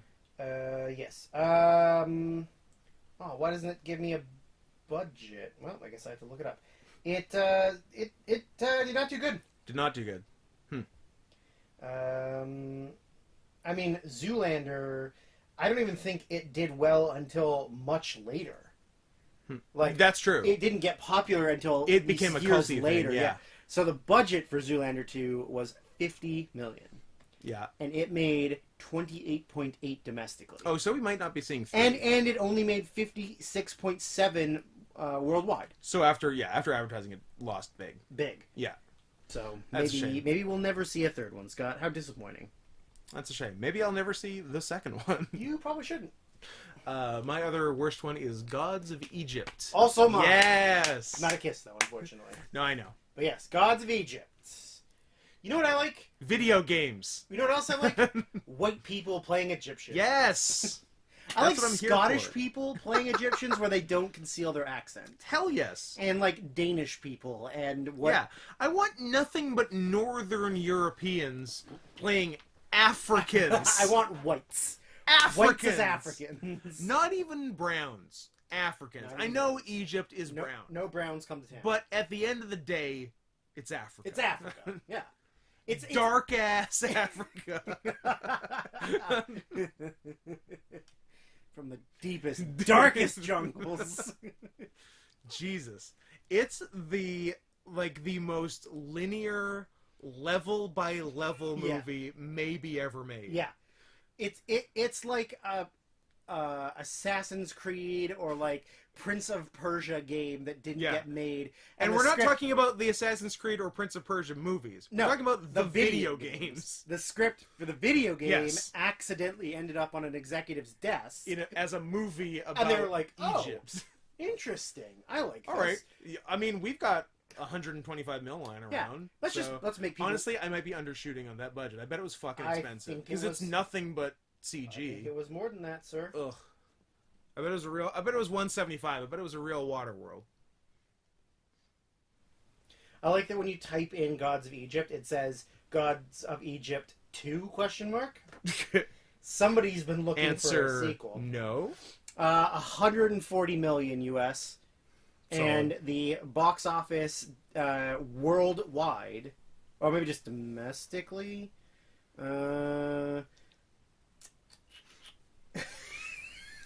domestically 31.2 million. Oh, that's not great. I bet it did okay internationally. Worldwide 150.7. Oh, we're not seeing this. So it was 10.7 million over just the production budget. Yeah, so no, that's sorry, guys. We're not. It's over. Sorry, guys. Dream is dead. Move on. Close up shop. We're moving out. Damn shame. Yeah, that movie. I remember Kelly and I like sitting in my room, like bored, and we're like, huh, God, they just put Gods of Egypt on video on demand. Like, man, that looks fucking terrible. And then like 20 minutes went by, and we're like, should we watch Gods of Egypt? One of the only movies I've seen in 3D, not at a theater. Saw it on a 3D TV. Oof, I don't like that. 3D projector, actually. I don't like that. Yeah. I don't like 3D to begin with, but No. I feel like if you're gonna, I guess at least you didn't have to pay $30 to see it. I paid $0 to see it. Kelly and I paid $7 to see it, but Yeah. yeah, it's fucking bad. Yeah, bad year. Anyways, now we can focus all of our time and efforts on the next hour and 40 minutes of doing the rest of the podcast because we're at an hour 20. Okay, let's not go an hour 40. We'll see. Okay. What are your Hans favorites? Number 11s didn't quite make it, but wish you could have made it. Yeah. I feel like I know 2 of them. What do you think the 2 are? Tickled and Your Name. 0 for 2. Wow. Yeah. Try again. Keep going. Well, one of them I think we both might have, maybe. Okay. Pop Star, Never Stop, Never Stopping. Do not. Oh, I put Pop Star in there because it's real fucking fun. It's real catchy. It is real fun. I agree. I enjoy those Lonely Island Boys, and it's a really good like shot at like Bieber, like all those fucking type of guys. Yeah. But like the comedy's really good. It's very funny. It's got a lot of really good cameo stuff. Because I remember seeing it and it looking like another dumb comedy, so I didn't see it. Then like a bunch of people say like, "Oh, this is one of the funniest movies of the year." I feel like on the ride down to Seattle once, I played you almost the entire soundtrack. That sounds right. And then you were like, "All right, this is pretty funny." This is pretty funny. Yeah. Like, yeah. There's like it's got some really good comedy to it. It's really enjoyable. It's really fun. Yeah. I like it. I like it a lot. And it's got good rewatching like quality. Like you can watch it again and not just be like, "Oh, I know what's happening." It's fun. Yeah.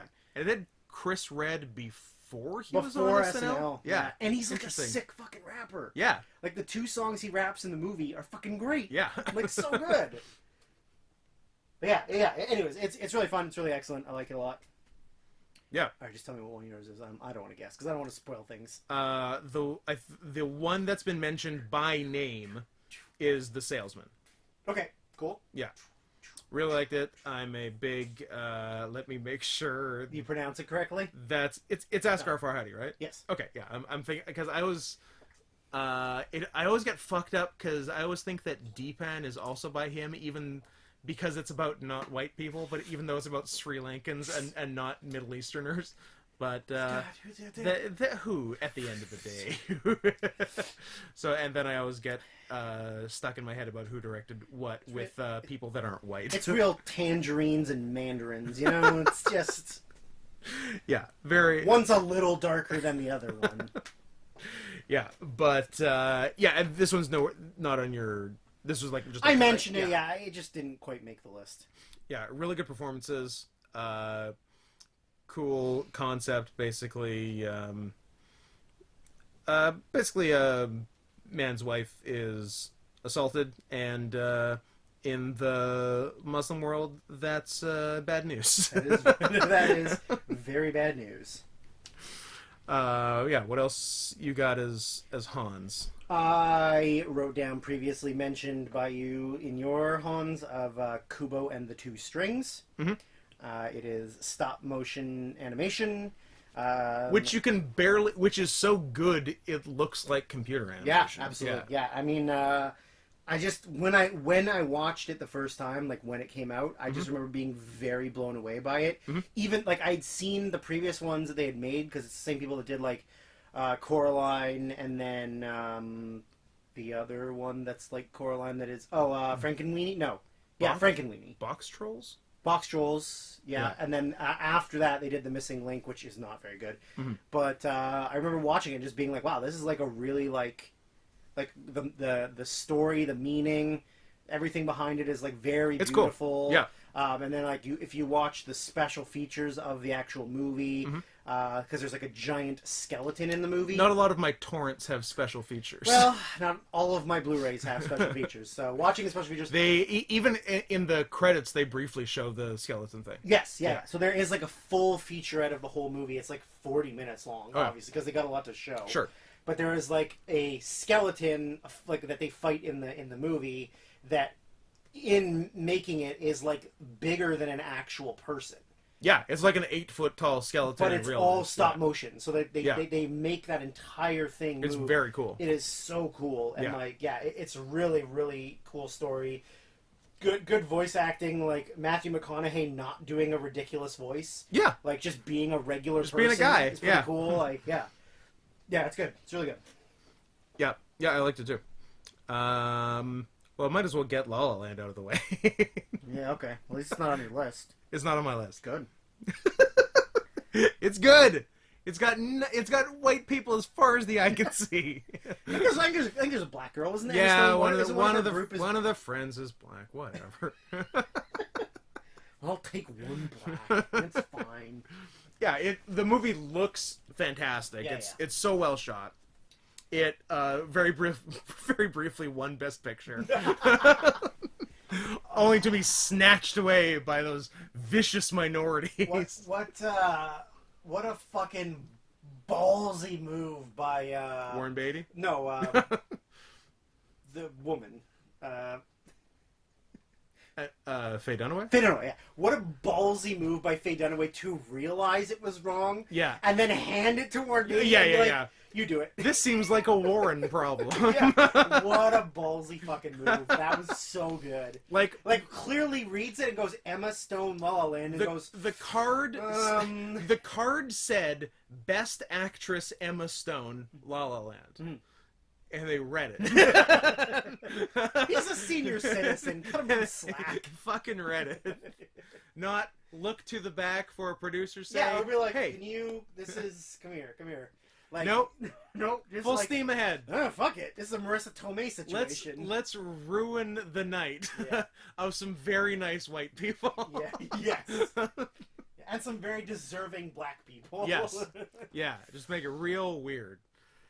But, yeah, anyway, I liked it a little more than you. Here's what I don't like about it. Go. The music. Everything. No, visually great. Yeah. Like, it is a very beautiful movie. Yeah. Ryan Gosling can't sing worth shit. But he's so cute. I don't care. You care. I don't want to hear... It's like he's struggling to breathe while singing. I'm like, Emma Stone's fine. But like her singing is fine, but like I didn't enjoy it. I don't remember. I saw it with Kelly, I guess, and like both of us at the end were like, "Oh, that was bad." Like, I hated it. I hated it so much. I think I gave it half a star. It's the uncrowned Best Picture. Sure. The last one I got on my faves, which is you guess right up my alley, a Korean horror film called The Wailing. Okay. Probably like I know it, haven't seen it. I watch a lot of horror.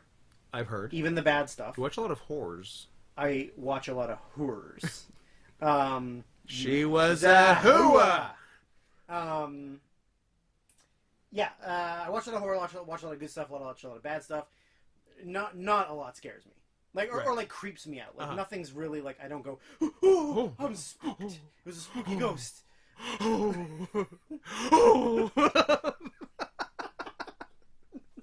I'm trying to. I'm doing someone when I do that, and I'm trying to remember who. Well, the only thing I can think of is it's the chef, the maitre d' guy from The Simpsons, where it's like no, he's not the yes guy. Yeah. No, Ooh! no, it's I'll tell you who it is. It's fucking Bobby Tisdale, the comedian. He does stuff with like Eugene Merman and stuff. Yeah. And on the CD of like Eugene Merman's like stand-up, Invite Them Up. Bobby Tisdale's the host, and he'll do little interstitials between a lot of the other comedians that come up.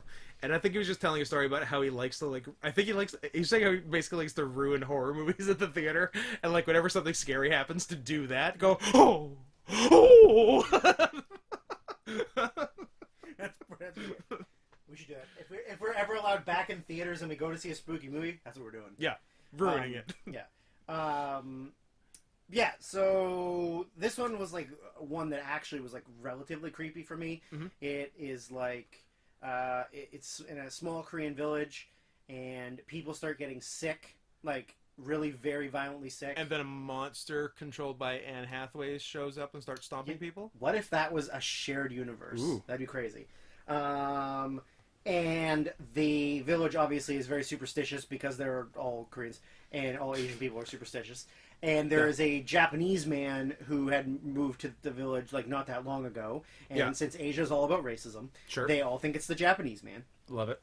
But then it's a real like play on good and evil and like who is good spirits, who is bad spirits. Like there's devil related stuff.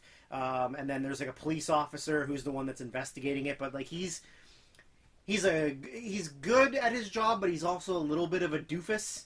So he is kind of like not the best at everything, and his daughter ends up getting sick, and then there's like curses, and I mean it's honestly like pretty creepy. And it's not like a conventionally bad American horror movie where it would just be like, oh, it's ghosts.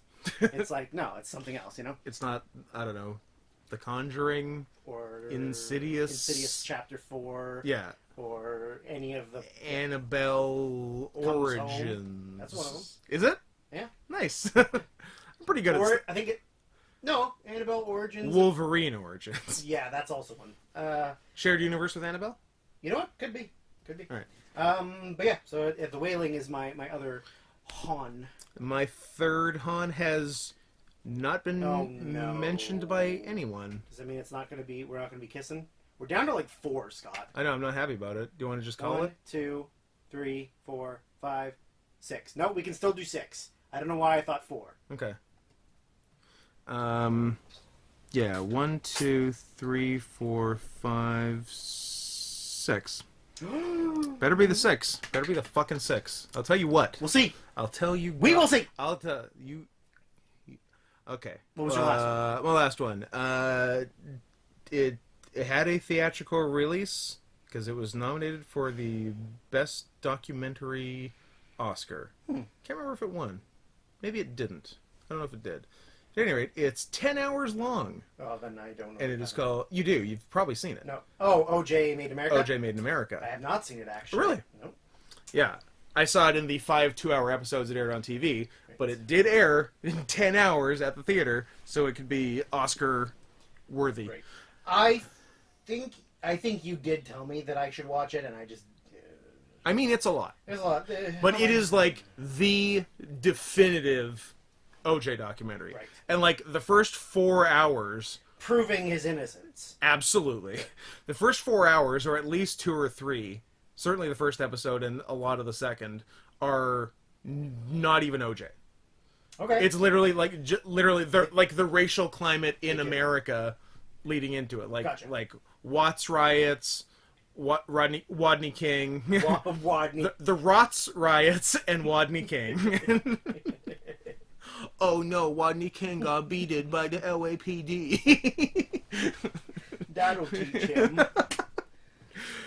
Yeah, and then... Drippy dog, secret racist. Then finally it gets into OJ, and I had forgotten so many details of it. Like, he basically cut Nicole's head off. Nah. Like, I thought it was some stabs. Yeah.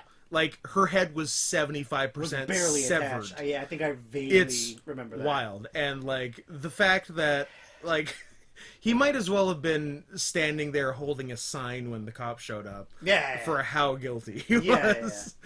Yeah. And the whole thing. I think of everything that happened, my absolute favorite thing is the glove thing. The glove's hilarious. Like, how much of a, like, miscarriage of justice. Like, just how stupid. How stupid. They must have been to, like, a leather glove covered in blood that has hardened and shrank. Correct. You make him put another glove on underneath, and then he Yeah. spreads his fingers Yeah, you know how to you put the glove on. You know Oh, how you always wear a starter glove under Yeah. under the regular glove? And how you put gloves on with your fingers spread as wide as you it's can. like gloves but socks. Yeah. You wear a sock glove under your shoe glove. Yeah. I just love the image of him like Can do holding it up like it doesn't fit. Yeah. My hands are too wide. Well, he must be innocent. Of course. This is Chewbacca. He lives on Endor. Yeah, it's no stupider than that. No, it's not at all. But yeah, I have always meant to watch it. I just I Yeah. don't know. 10 hours is a lot of time. But yeah, if you don't have time to watch that, watch American Crime Story, O.J. Simpson, which is only 5 hours. which is only 5 hours and is dramatized. Yeah. Because that's you got your Cuba Goodings, You got your you got John Travolta's. John Travolta's, David Schwimmer's, yeah. Sarah Paulson's because it's on FX, and if Of Sarah course. Paulson is not on a show Is on it FX, it triggers the nuclear codes. I think. Is it also Ryan Murphy though? No. No. Which is because it's good, so that's how you know it's not Ryan Murphy. But Yeah. he did a couple good seasons of American Horror Story. And that was it. And then he got 10 more shows, and they were all terrible. Hey, you watching Ratchet on You know what? Netflix? I am. You are? Do you love it? Yeah, it's great. It's the best show I've ever watched. Knock it off, Ryan Murphy. Well, he likes what he likes, which is gays, and I mean, here's why I will allow Ryan Murphy to continue living. Because here's why I haven't murdered this man. because he made Pose. Because I love Pose. That guy won the Emmy last year. Yep.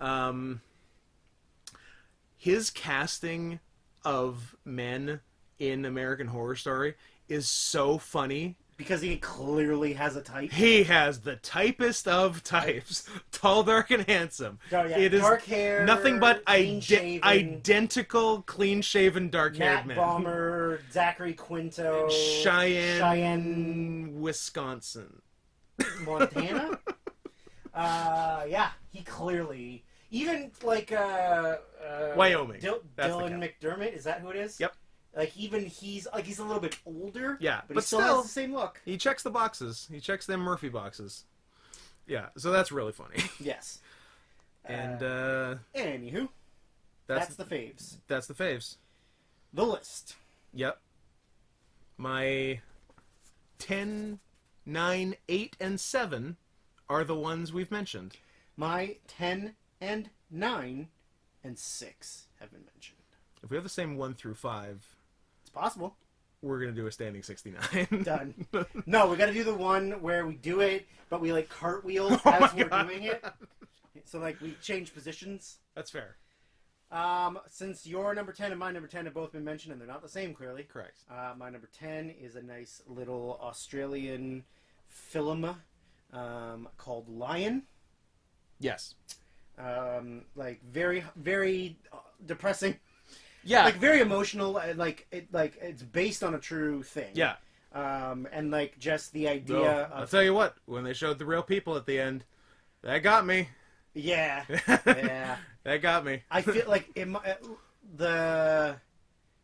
what really made me kind of bummed out and kind of like cringy a little bit was the brother, the like adopted brother, like Yeah. and he like has like mental health problems that they're not really fully dealing with. Yeah. Like they are a little bit, But but not. like hitting himself and pulling his hair out, and they're just sort of like, oh, that's what he does. Yeah. And, like, Boys will be what, boys. What can I do? Yeah, like boys will be boys. But yeah, just like and like the ending is pretty sad. Like it's happy, but it's also very sad. It's very bittersweet. yeah. Yeah. Very bittersweet. Like Dev Patel's really good in it. He is really good now. I mean, I think he's a really good actor in like everything. Yeah.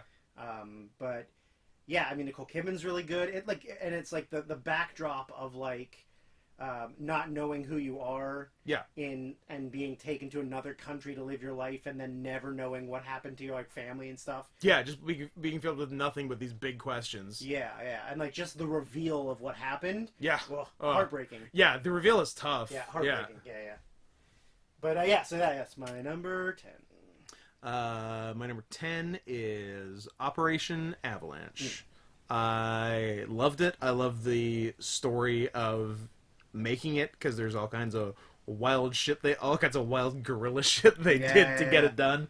Super cool. Very cool. They went to NASA under false pretenses, and I love that because the movie's about faking the going to moon landing. NASA on Also, false yeah, also pretenses. going to NASA on false pretenses.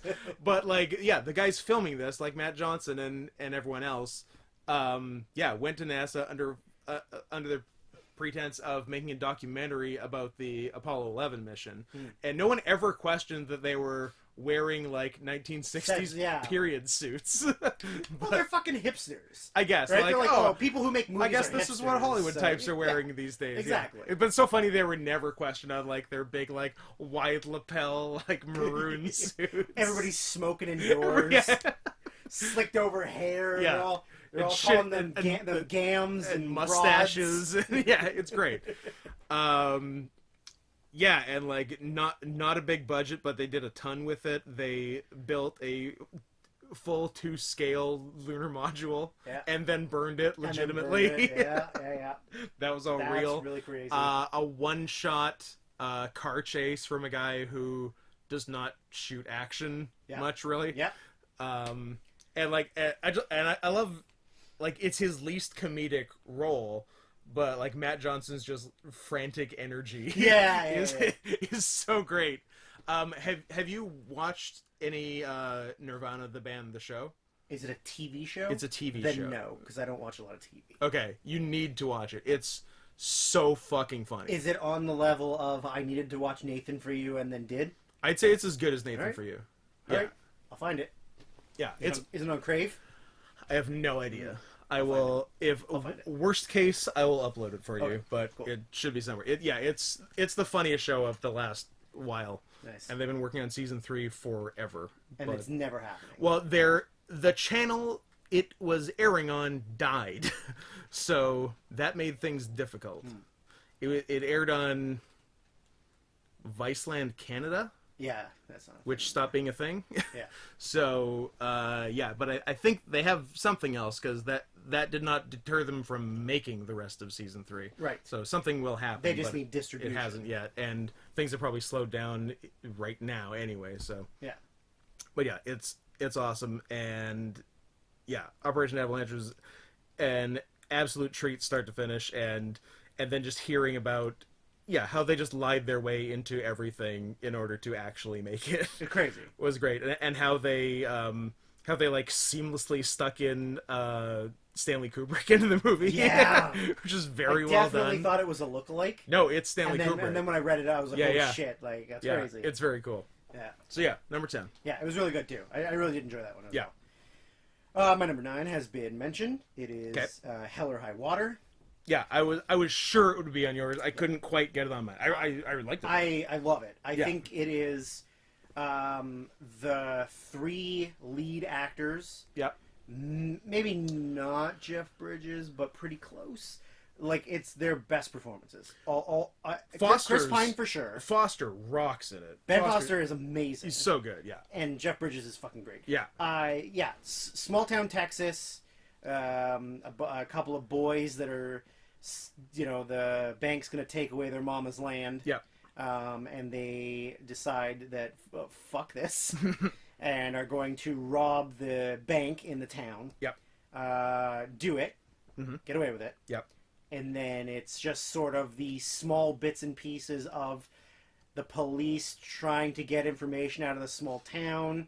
The small town doesn't really they don't know who did it, but they're in favor of the fact that they did it. Correct. Because they're like, the bank's been fucking me for years. Fuck the bank. Fuck them. Yeah. And then just kind of leads to, obviously, a showdown with the police, and the ending is also fucking brutal. Yes, it is. Yes, Really, it is. well, yeah. Ben Foster in it is incredible. Yeah. Chris Pine's really good.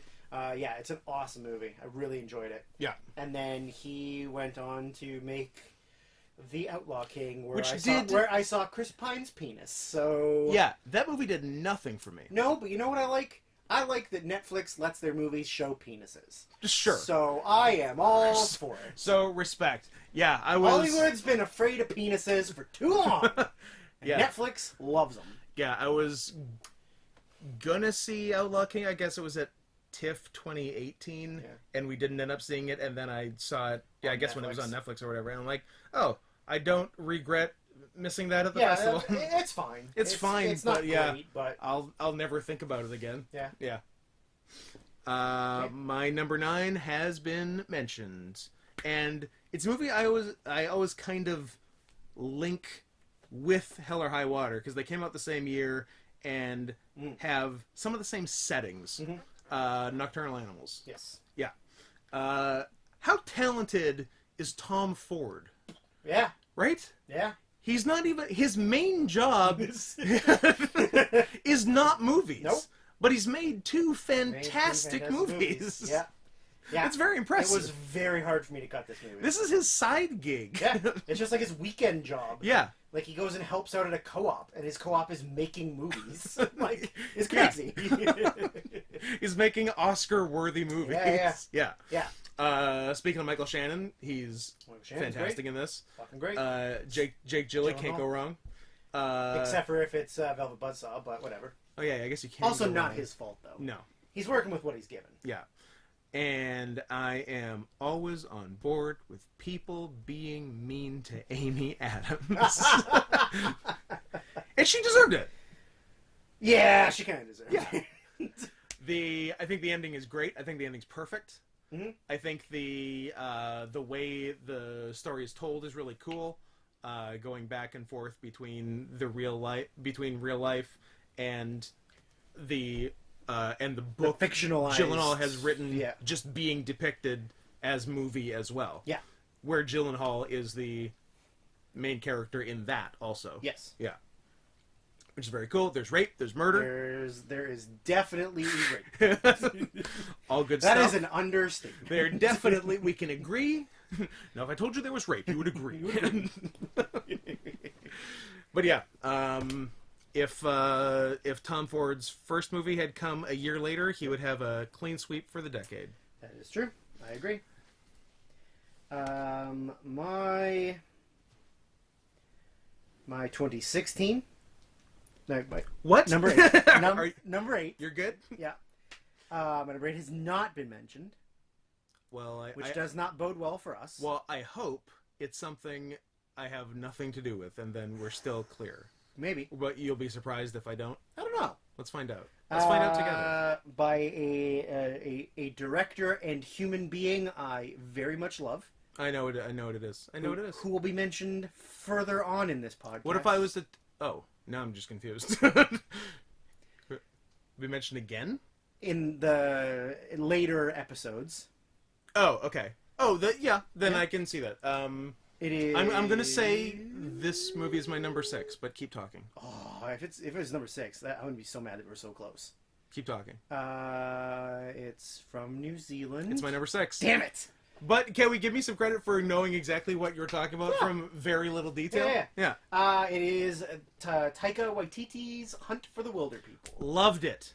I loved it a lot, and the thing is it is a movie that you can only make with New Zealand Australian comedy. Yes. Like it works with that style of comedy and film making, and it wouldn't work anywhere else. No. It's like An American remake would suck. It would be terrible. Yeah. Yeah. The delivery of the actors, the mannerisms that they do. I mean, there's just like deadpan stuff that like doesn't work in America. Yeah. The little fat kid, Julian Assange. Yeah, it's Julian Assange. Yeah. I know the character's name is Ricky Baker, but I can't. I think it's Julian something. Julian Dennison. Yeah. Is excellent. It's great. For like a little kid that you'd never heard of before. big thing yeah, he's like, done. He had so many amazing lines, and he's Yeah. sort of like, you know, he acts like what a wigger would act like. Yeah, Like a kid who like thinks he's street smart and street cool, absolutely. but isn't. And then like, But it's just a dumb fat kid. and like Sam Neill delivers like all these like deadpan non-comedic lines, Yeah. but are funny. Yes. Like he nails the dialogue perfectly. He's like a old curmudgeon, but then he like opens up towards the end. There's like an awesome Taika Waititi cameo where he's like the pastor of the church. Yep. There's a Reese Darby one where he's like an insane wild man who like has weapons and shit. Reese had a thing that maybe you can remember the line or the setup, but he had a thing that made me laugh the most of anything in the movie, because he's saying something insane, and then Ricky asked like a very like reasonable follow-up question. Oh, is it the what's the quickest way out of this hut? And he goes, jetpack. He goes, do you really have a jetpack? What? Yes. No. That was Yes. it. Yes. No. Yeah. Oh, it'd be a jetpack. Do you have one? What? What? No. Yes. So good. That's exactly it. Yeah. That killed me. That was so good. So good. Yeah. Yeah. I mean, like, it's perfect Taika comedy. Like, he's once in a generation, like, comedian and director and human being. Like, he's awesome. No one will ever be him. So yeah, it's great. Yeah, so close. 8 and 6. Well, the disappointing part is that my 6 was already mentioned, so I can't. We wouldn't have gotten it anyways. Well, that's good then. But my 7 hasn't been mentioned. Then we're free. We're not matching on 7, but okay. I think we're free on 5-1. On 5-1. Oh, we'll see. Standing 69. So my 8. Yes. Even though it's on my list and not on your list, I think you have more to say about it than me, because it is Your Name. I can't even remember why I ended up putting this on my watch list. You didn't tell me to watch it. I didn't tell you to watch it. I don't know who. Did like Adam see it somewhere and tell you to... I don't remember ever talking to Adam about it. Maybe so just read somewhere. I guess I read something somewhere, and I'm like, okay, I'll check it out. And holy fuck, I loved it. Yeah. I messaged Drew after seeing it. I'm like, Drew, I got bad news. I just saw Your Name 2016, and I think I'm an anime fag now. I think you said something about, like, I'm bummed. you were, like, disappointed that you were into it. I was, because, like, this isn't me. Like, I've gotten into a lot of gay bullshit in my life, but I've always managed to avoid anime. Yeah. But then I reassured you immediately by saying, "Oh, it's you're amazing." You're like, Scott, don't worry, it's awesome. I'm like, oh my god, you have no idea how legitimately relieved I am that you said that. Yeah, of course. Yeah, it's fantastic. I've seen so few non-Miyazaki anime movies. Yeah. And then after the fact, I just like looked up its Wikipedia. Apparently, this is the #1 anime movie of all time. Yeah, that sounds about right. Yeah. Yeah, everybody loves it. Had no idea. Yeah. The legitimately, besides whatever made me put it on the list, I remember seeing a trailer for it at the Rio. Yeah. And not thinking twice about it. Yeah. And that was it. But I mean, if it's not your thing, it's not your thing. So yeah, but it's my thing now, I guess. That's fine. There's lots of good stuff. Help. What am I gonna do? Yeah, no, it's this is a real I'm so excited situation. Yes. Yeah, I'm Jesse Spano, and anime is caffeine pills. I guess I'm gonna have to go do a dirty movie in a few years. Yeah, fuck yeah, Paul Verhoeven, man, he makes good shit. He makes great shit. The weirdest track record. I think we talked about him last episode too, didn't we? Because he made a movie that we mentioned last time. Anyways, whatever. Terminator 2. No, Starship Troopers, but that's fucking rad too. Yeah, it's a beautiful movie. It really is. The soundtrack is beautiful. All by one band. Yep. Rad Wimps. Rad Wimps. Never heard of them before. Nope. But it's very like Fallout Boy-y. Some of it is kind of pop punky. Yeah. And then some is just very like score instrument. Like they use a lot of strings. Yeah. It's definitely like some of it's like kind of like traditional Japanese sounding. Yeah. It's really cool. They seem to have, they're not stuck to one genre or anything. Yeah, I don't know. I'm guessing they're singles are the more poppy stuff. Song ones, Yeah. yeah. But yeah, it seems like they can do a lot instrumentally. And in English too, which is crazy because usually they don't in anime movies. Obviously, it's in Japanese, and then they put in an English track afterwards. Yeah. So usually the songs are made in Japanese. Yeah. And then they play in Japanese. But this one was like made in English, and like the songs were made in English. They do both. Yeah. Yeah, Like they have both versions, usually yeah. they wouldn't have English ones. They would No. just Yeah. everything would be in Japanese. Yes. And then you just have to be like, all right, well, I guess I'm a stand for J-pop now, or Yeah. whatever the fuck it is, you know? Like, Yeah, exactly. But like really cool concept, and actually gets cooler 2/3 through the movie when you find out an extra wrinkle to it. yeah. Without saying the wrinkle, basically, teenage boy and teenage girl, at sort of random intervals, wake up some mornings as each other and play with their new genitals. Obviously, No, one does, and the other one's scared of them. true. When she becomes him, she is eek a penis. Eek a penis. Yeah, and when he's like, whoa, whoa, not eek titties. and then invariably her little sister walks in and sees him playing with his new titties. yeah, which is really good. Yeah. I believe you described this as the second best forced trans movie of I said the it's decade. not the best forced trans movie of the decade. Yeah. but it's good. So I had said that I thought something like that I wanted to say on the podcast about this movie when it came up. Yeah. Which is, because like if you watch a lot of the anime that is like more of a broader audience, like not the very specific, like based on a manga that is just for, where the characters are like really outlandish and really over the top and don't look human. Yeah. If you watch a lot of the anime that have human characters in it. Yeah, like grounded in reality. Grounded in reality ones is like Japan is so fucking afraid of making a male character look and feel vulnerable. Like they really are. Like because there's like, without giving away spoilers, towards the end when there is a moment,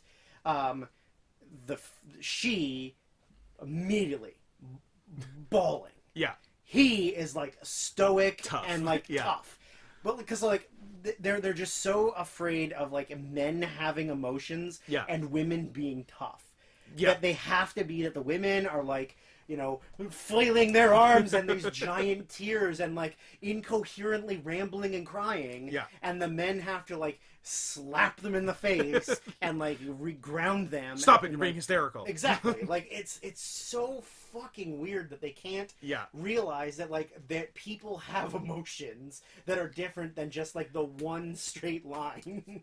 Yeah, it's the most repressed country in the world. Yeah, which is bizarre. Yeah, but I guess dropping nuclear bombs on them does a lot of stuff. Things really doesn't help at all. Yeah. But yeah, it is very, very, very beautiful. Yeah. Yeah, and like a very emotional ride. Yeah, Gets you towards you the get end. I get very emotionally invested in the characters. Yes. Yeah. Absolutely. And like you very much want them to meet their goals with each other. Yeah. And you will be very sad if they don't. yeah.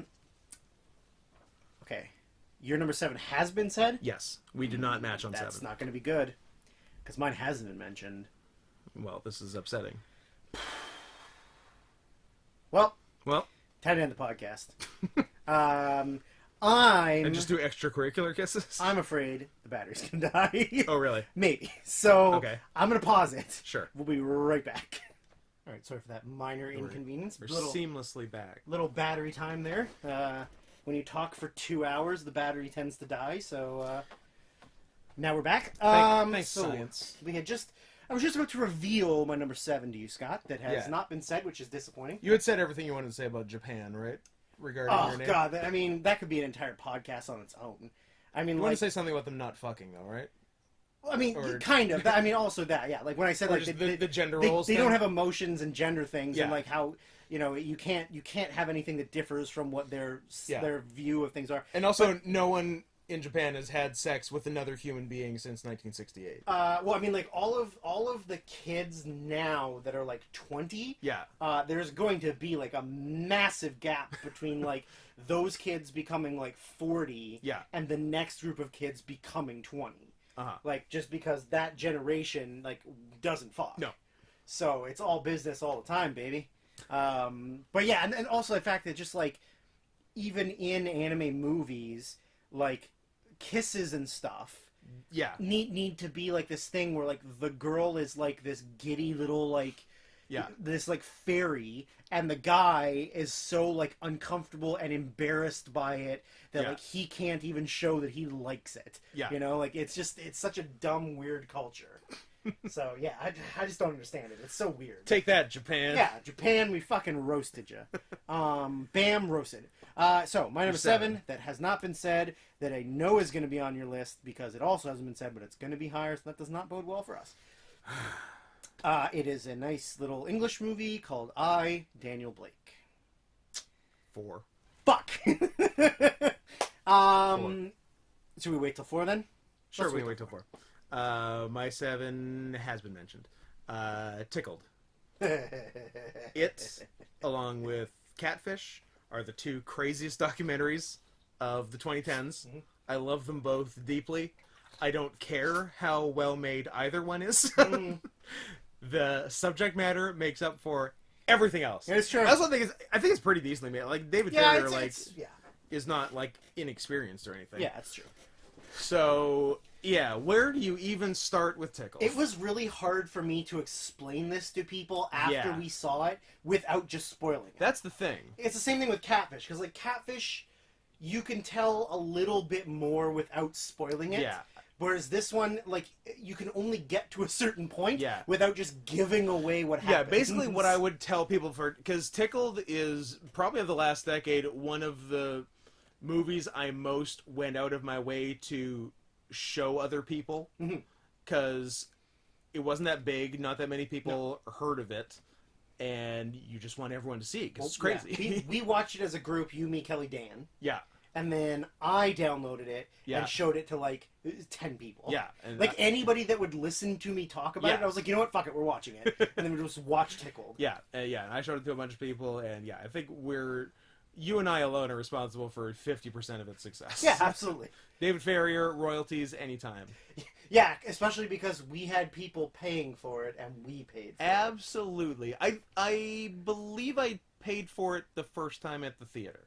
Oh, okay. I think I saw it... I seem to recall seeing it at the Van City Theater. And then a weirdo wanted to talk to us about it on the way out of the movie. Was it the guy?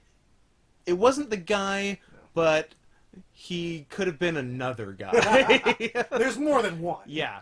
So what I would tell people about Tickled, just to hopefully get them interested, is this guy is a journalist in New Zealand and is fucking around on YouTube, looking for his next big thing, looking for whatever, and comes across these competitive tickling championship videos, and he's like, oh, this is a weird, odd thing, which I think he kind of specialized in anyways. Like he was an investigative journalist, but he did like the weird, like he did weird stuff. Like, I thought you meant tickling specifically. No. Like the subcultural stuff that isn't like in the main. That's what he mainly did. That was kind of his deal, and he came across this as like, oh, this maybe I could get a story out of this. So he contacts the people who posted the video, saying, hey, this is interesting. I was wondering if I could get some more information on this or interview about it. Their response is, what are you, a faggot? Which is the weirdest response from the people who posted the video to a person who was not asking anything negative. Yep. Like someone who's literally taking an interest in what you're doing. Yeah. You know, it's like contacting like a lower level professional wrestling something. Yeah. And you're like, hey, like let's do a story on like wrestling in Wellington or something. Or like, and no queers. No queers. This is men only. It's so weird. So yeah, he is met with nothing but abuse from the outset. Yeah. And then he's like, well, now I have to do a story on Yeah, this. now I have to find out what's going on. Now I have to fly to the U.S. Now I gotta get both of them. And check out these tickling rings. And tickling rings. Where the money for it is coming, because a bunch of these people are getting paid a lot of money and getting cars for it and stuff. Yeah. But then they're also being threatened. and then Ferrier, the guy making the documentary, is being threatened with all sorts of legal things.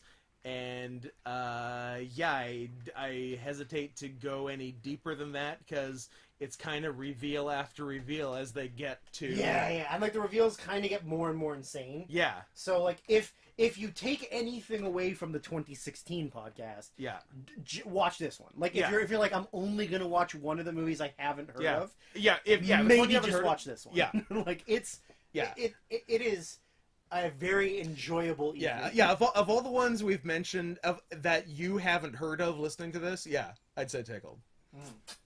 Because you probably heard of a lot of the other ones. Yes. Yeah. My number 6 has been mentioned, and it is not on your list. It is the Nicholas Winding Refn movie, The Neon Demon.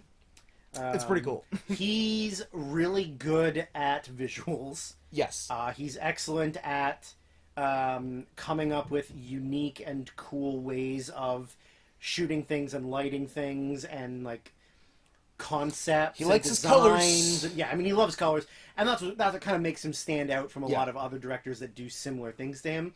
He's really, really good at vibrant, bright colors. Yeah, like and the contrast of those bright colors to like the environment and the backdrops and whatever. It is a horrible world that we live in that both Fanning sisters are well above age, and we can no longer make Jim Norton-esque pedophile jokes about them. It doesn't seem like that long ago when Jim Norton was making the joke of his instant conversation ender. Boy, I sure would like to fuck that Dakota Fanning. Because now everyone's saying it. Yeah, she's 24 now. That's disgusting. And Elle's 22. Like we can't even do Chloe Grace Moretz anymore. No. Who do we do? I guess we have to start watching Disney Channel or something. Drew, I guess we gotta find some new kids. Conversation we've had many times. First one on air, though. I've never seen so many dead hookers in my life. God knows I have. God knows I have. I mean, the story is really cool. I mean, obviously there's like layers to the meaning behind like, you know, beauty and cutthroatness of the modeling and like acting it's obviously a very like heightened and a little bit surreal movie, but based in like based in reality, and you do get the vibe that the modeling world is one of the worst industries in the world. Yes. Yeah, totally. That like you're only in it for a little while unless you're willing to do a lot of really fucked up things. But odds are you're there for 6 months. Yeah. So you better get it done. Better start cutting your body with hot metal and you know, changing yourself and But I mean, it's a very beautifully like filmed movie. Yeah, and like he's got good direction of like what he wants to show on frame. There's like a really cool scene that involves just like a black room and like a triangle of light with her in it, and then there's like this weird like really sexual body painting scene with like the gold body paint. Yes, there is. That's like I'm sure means something gross. But I mean, it's just a really, and then there's like I'm pretty sure it was a dog whistle for elite pedophiles. Yeah, I would say so. That works. Yeah. I mean, most things are, so why wouldn't this be? It just means that it was saying that the Clintons were involved in the pizza parties. Just think that Hillary Clinton personally killed Jeffrey Epstein. Yes. She strangled with her own hands. Strangled him with her bare hands. Yes, her Parkinson's hands or whatever she has. Yeah. But and then like the endings it gets like really like visceral and like sure does. and like dark at the very end of the movie, which is excellent. Like it's so good. Let me tell you, my mom didn't love it. Well, you don't say. Yeah. I'm sure if I showed my mom it, she would also not like it. So. Well. But yeah, I really like Refn's movies. I mean, I think Drive, like I said on the podcast when we did it, is a little overrated, but it's still very good. Yeah. It was still, was it still on your list, or like? It was still on my list. Okay. Yeah, it was on my list. But I also like. I mean, Valhalla Rising is fucking incredible. Like, yeah. Anyways, I really like his movies. So yeah, that's my. Did you watch his TV series, Too Old to Die Young? No.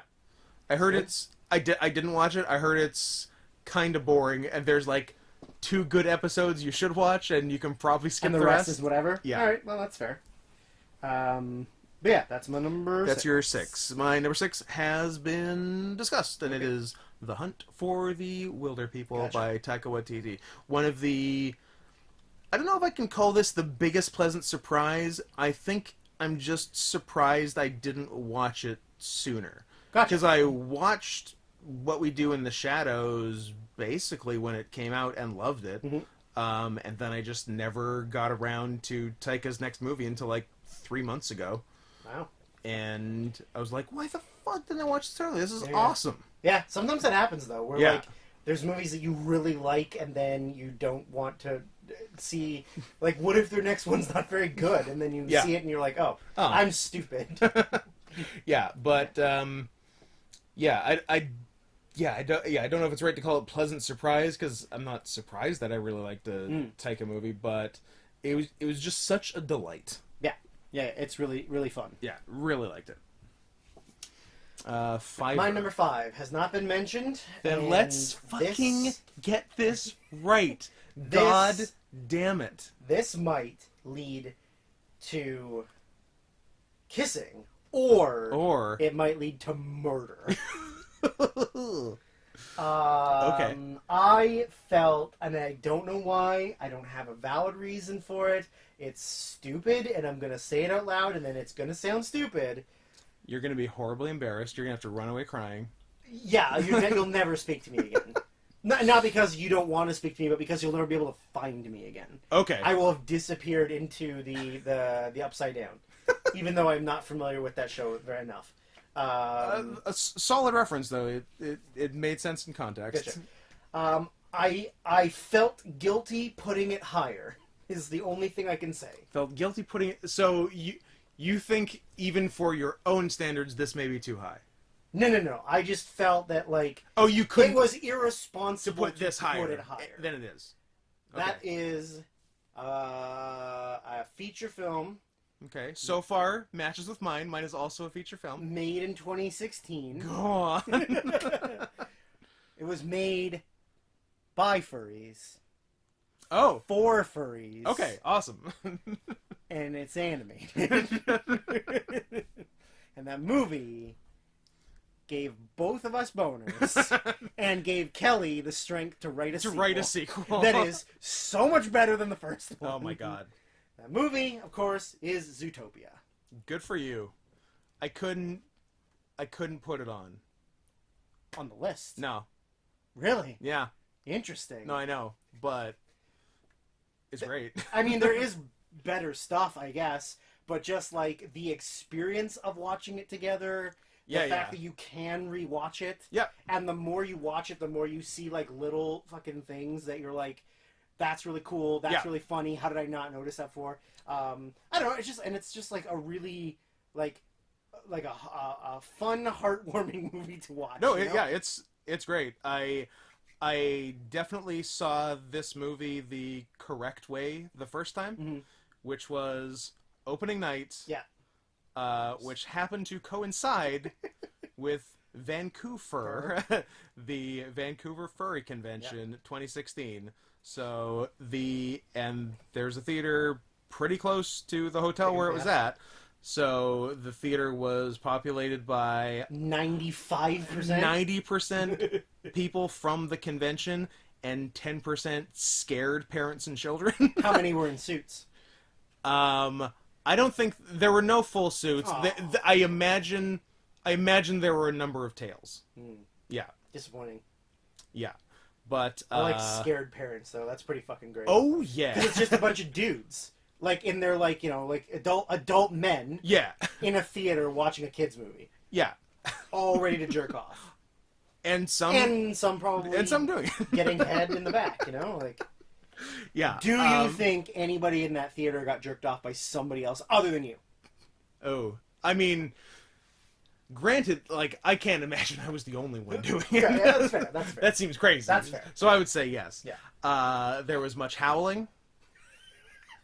At the howling scene? At the howling scene, and before the movie. All right. Because they were ready for it. Good for them.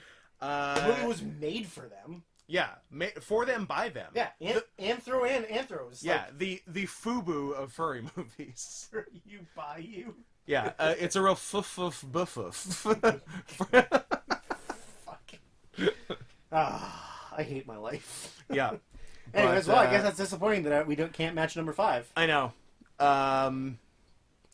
Yeah, I didn't know what to do with it. Like, you know, in other circumstances, it would be number 1. Sure. Yeah.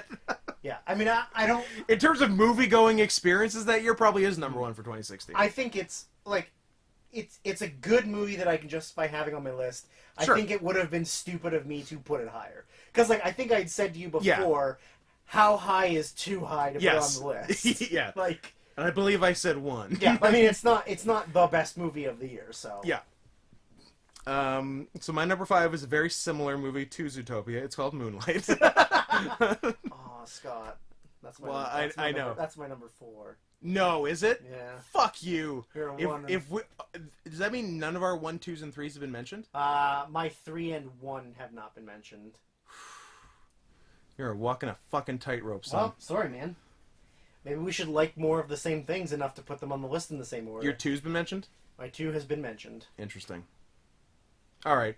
And now my 4 has been mentioned, so my 4 is Moonlight. Which is the next thing you would say anyway, right? Yep. So let's talk about Moonlight. Let's talk about gay beeps. It's hard not to call this movie Gay Beeps. I think that's what we've called it the whole time. The only thing we've called it. And to be guys, before you label us as monsters, we say beeps. We don't say the word. Yeah. That would be insensitive. Yes, calling them gay beeps would be gay neighbors. Gay neighbors. Gay nincompoops. Gay fellas. Gay fellas. Gay my mans. Gay what up dogs. Gay you're the man now dog. Yeah. So some permutation of that. But we're not racists, guys. No. We have Moonlight on our list. Therefore we're absolved from any other racism that we may commit. This isn't Oscars So White. This is the worst year of our lives presents best decade of our lives is So Hip. Sponsored by Jada Pinkett Smith. Yes. And Fubu. The mother of Oscars So White. Yeah. Because her dumb husband didn't get a dumb nomination for a bad movie. Dumb movie where he did a dumb accent. Yeah. Yet, like, how many... Okay, I'm not going to get into it. I won't get into it. I'm not going to get into it. Anyways, Moonlight. Anyway, let's talk about black guys black guys who deserve an Oscar. Mahershala Ali. Mahershala Ali. Kind of came out of nowhere. Yeah. Well, it's Barry Jenkins' first feature. Yeah. None of the actors were a thing. Mahershala had done some stuff. Yeah, but nothing big. Nothing that big. Trevante Rhodes really hadn't done anything. Nope. A lot of them did stuff afterwards. Yeah. Andre Holland had done a little. A little bit. But no huge actors. No. But like, excellent. But a number of good actors. Oh, I guess like, what the hell's her fucking name? Naomi Harris, who plays the mom. Yeah. She'd done some stuff. Yeah. Because she was in, like, Skyfall and... Yeah. She Quantum of Solace? No, maybe just Skyfall. And one of the Pirates of the Caribbean She movies. played James Bond? Yes. Black James female Bond. Ooh. Yeah. Oh, and Janelle Monáe, but she's not, she's not an actress. She's although she's doing a lot of acting now. She's an antebellum, and it's bad. Yeah. She's got some songs I like. Tightrope featuring Big Boy. That's a good one. I don't think I've heard very many of her songs. Check it out. She got a few bangers. Bangers? Cool. Yeah. Cool. And she has an accent on one of her vowels in Monet. Yeah. A. E. E. I. O. Can't be you. Sometimes Y. The A. I knew it. Accent aigu. Yeah. Although she's not from a place that would have an accent. I think it's an affectation. I think she's just trying to be fancy. Probably. But anyways, Moonlight. back to that. Yeah. I like the way the story's told. Yeah. In different times. Different timelines and stuff. Yeah. The scene I can't remember if it's the last scene or one of the last scenes, but no, the beach, not the scene. Not the scene. Beach scene's great. Under the titular moonlight. It's right near the with Trevante in like Andre Holland's kitchen at the end, and their like dialogue there I thought was really good. As a white man, I feel like I'm allowed to say this about this movie. I don't think it should have been allowed to be made. My opinions are correct because I am a mostly hetero white man, and cis white man. Yeah, who grew up a young, poor black gay man. Correct. Yeah. It's a very powerful movie because it's not a movie you would have seen like even 5 years before this was made. Yeah. Like, it was a very risky movie to make for, like, a mainstream audience that got Oscar attention. Yeah. Because, like, I feel like even in, like, 2010, it would have been, like, kind of suppressed a little bit. The King's Speech one in 2010. Yeah. That's where we were at. Yeah, exactly, right? Like, something about an old, stuffy British white man. Yeah. Right? But, yeah, it's a really risky movie to get made, but luckily it was a very well-made movie. Like, super well everything about it was really well-made. Yeah. It's also beautiful looking. It looks great. Yeah. It looks amazing. It's kind of weird to think that like Mahershala Ali won for it, but he's not really in it that much. No, he's in like a couple scenes. He's the secondary character in 1/3 of the movie. 1/3 of the flashbacks. Yeah. But I guess that's just like looking at it and realizing like, oh, this guy is going to be really fucking good actor. Yeah. So like, let's give it to him because he's really good. But yeah, it's an awesome story. Like it's not something you would ever see before. No. I remember being like hesitant to see it, but not because not because I didn't think it would be good, but I was just sort of like, oh, I don't know if this is really for me. Not in a racist way, like not in a Medea way, where like Medea movies are not I agree, for me. and it's hard to articulate like what it was, but I kind of had the same feeling. I'm like, I don't know if I'll be into it. Right. Like it's not for racism or homophobia or whatever. It's just like, I don't know if this is my type of movie. And then, actually, it's fantastic. Yeah. Yeah. I remember Powerhouse watching it right before the Oscars because we both like to try and see everything that's for Best Picture before. And I remember it was like the day of the Oscars, and so I was recording it. Watched this while the Oscars was recording, and then was like, fuck, why did I wait until literally the last day to watch? Like, I think it's the same year as Fences, right? And, like, I had seen Fences already. Yeah. And I was like, why did I choose Fences over this? I have still never seen Fences. Don't. It's bad. Yeah, it's same year. I think just because it was Denzel, and I like Denzel, but... Yeah. But yeah. Barry Jenkins did a really good job, and then I still haven't seen If Beale Street Could Talk, but it's on my list. You should see it. I will see it. I don't know. I haven't looked that hard at 2018. Yeah. It could make my list. All right. But, it's on my list. Yeah, definitely want to see, for sure. I really liked it. So that was your 5, my 4. What is your 4? Daniel Blake. You son of a bitch. Oh, yeah, I already knew that. We know that, yeah. Which was your 7. 7. What a movie! So this, I think, this would be. Each year, I seem to have one out of nowhere movie that I love. Right. Actually, this year I kind of had 2: I, Daniel Blake, and Your Name. Yes. But in other years, like 20, was A Man Called Ove 2015? 2015. Yeah, so that was my one last year, too. Just one, I like, it had maybe been nominated for some awards, so I thought I should see it, and maybe it was on someone's year-end best-of list, but I had really no expectations going in. I'm like, I should see this because it might be good, and who knows, and then, I fucking loved it. Yeah, I love it, too. Yeah. I don't think I had heard of it until you said to watch it. Then I just happened to be somewhere where Videomatica, and there's a Criterion Blu-ray of it. Sick. And I was like, fuck it. Like, why not? Videomatica, which is an unofficial sponsor of the podcast, because it has provided you with a number of the Blu-rays for this podcast. It is one of those things where I was like, it's on Criterion, it's got to be good, fuck it, which has definitely bit me in the ass before. I mean, it happens. But is that how you got tricked about Armageddon? Or The Rock. Or The Rock. No, Armageddon's not one of them, is it? It is. Is it? Oh, I thought it was The Rock and something else. It's The Rock and Armageddon. Those were the two. Well, gotta do it. Yeah. A couple of Michael Bays. Yeah. Gotta do what you gotta do. Yep.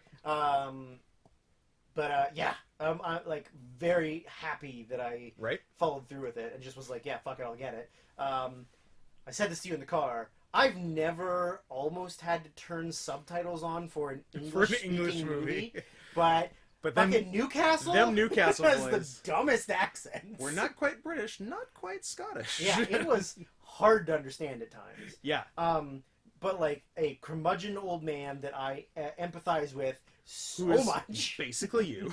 Like, angry at the dumb system. Yeah. Doesn't understand technology. Yeah. And it's interesting because, like, the system is not his fault. The technology is not really his fault, no. But he could, that's something he could learn. That's something he can fix. He can't fix the system. No. Yeah. He can learn technology and tries.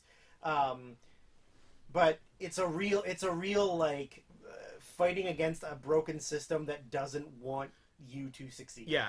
And like literally like lying and fabricating things so that they don't have to do what is their job. Yeah, and it's like a very much a catch-22 situation because the deal is he has a heart attack. Doctor says he can't work. His doctor says he can't work. He needs employment benefits. Yes. The employment office, their doctors say you can work. Yeah, you're fine. You're fine. Go get a job. Yeah. So then, in order to keep the ball rolling for himself, he applies to jobs that he has no intention of taking. Because his doctor says, "Do not work. Your heart will explode." Yes. And then in one case he gets a job and then tells the guy, "Hey, I can't actually take this. I just my need doctor to." won't let me. And the guy's like, "Fuck you! Yeah, you fucking cunt! Waste my time. Yeah, fuck off." And like the sort of the kind of the B plot to it is that in order for him to apply for his workers' benefits and to apply for jobs, he has to use the internet. Yes. But he doesn't know how to use a computer. He does not have the internet. He does not have a computer. So he has to like learn. He has to go to the library. And like people are helping him and stuff. And like, but like it is such a struggle for a man in his like late 50s, early 60s. 60s, yeah. Like to even grasp the concept of how like everything works. It's so foreign. And even like people are trying to help him, and then like he's a empathetic character because he obviously like fucking needs it, but the government doesn't want to help him, right? And like actively does whatever they can to not give it to him. Yeah. And then the thing that I liked, I guess, was that the female, the woman that he befriends, who has 2 kids by different fathers that aren't in the picture and are definitely different than her. She got around. A couple of years ago.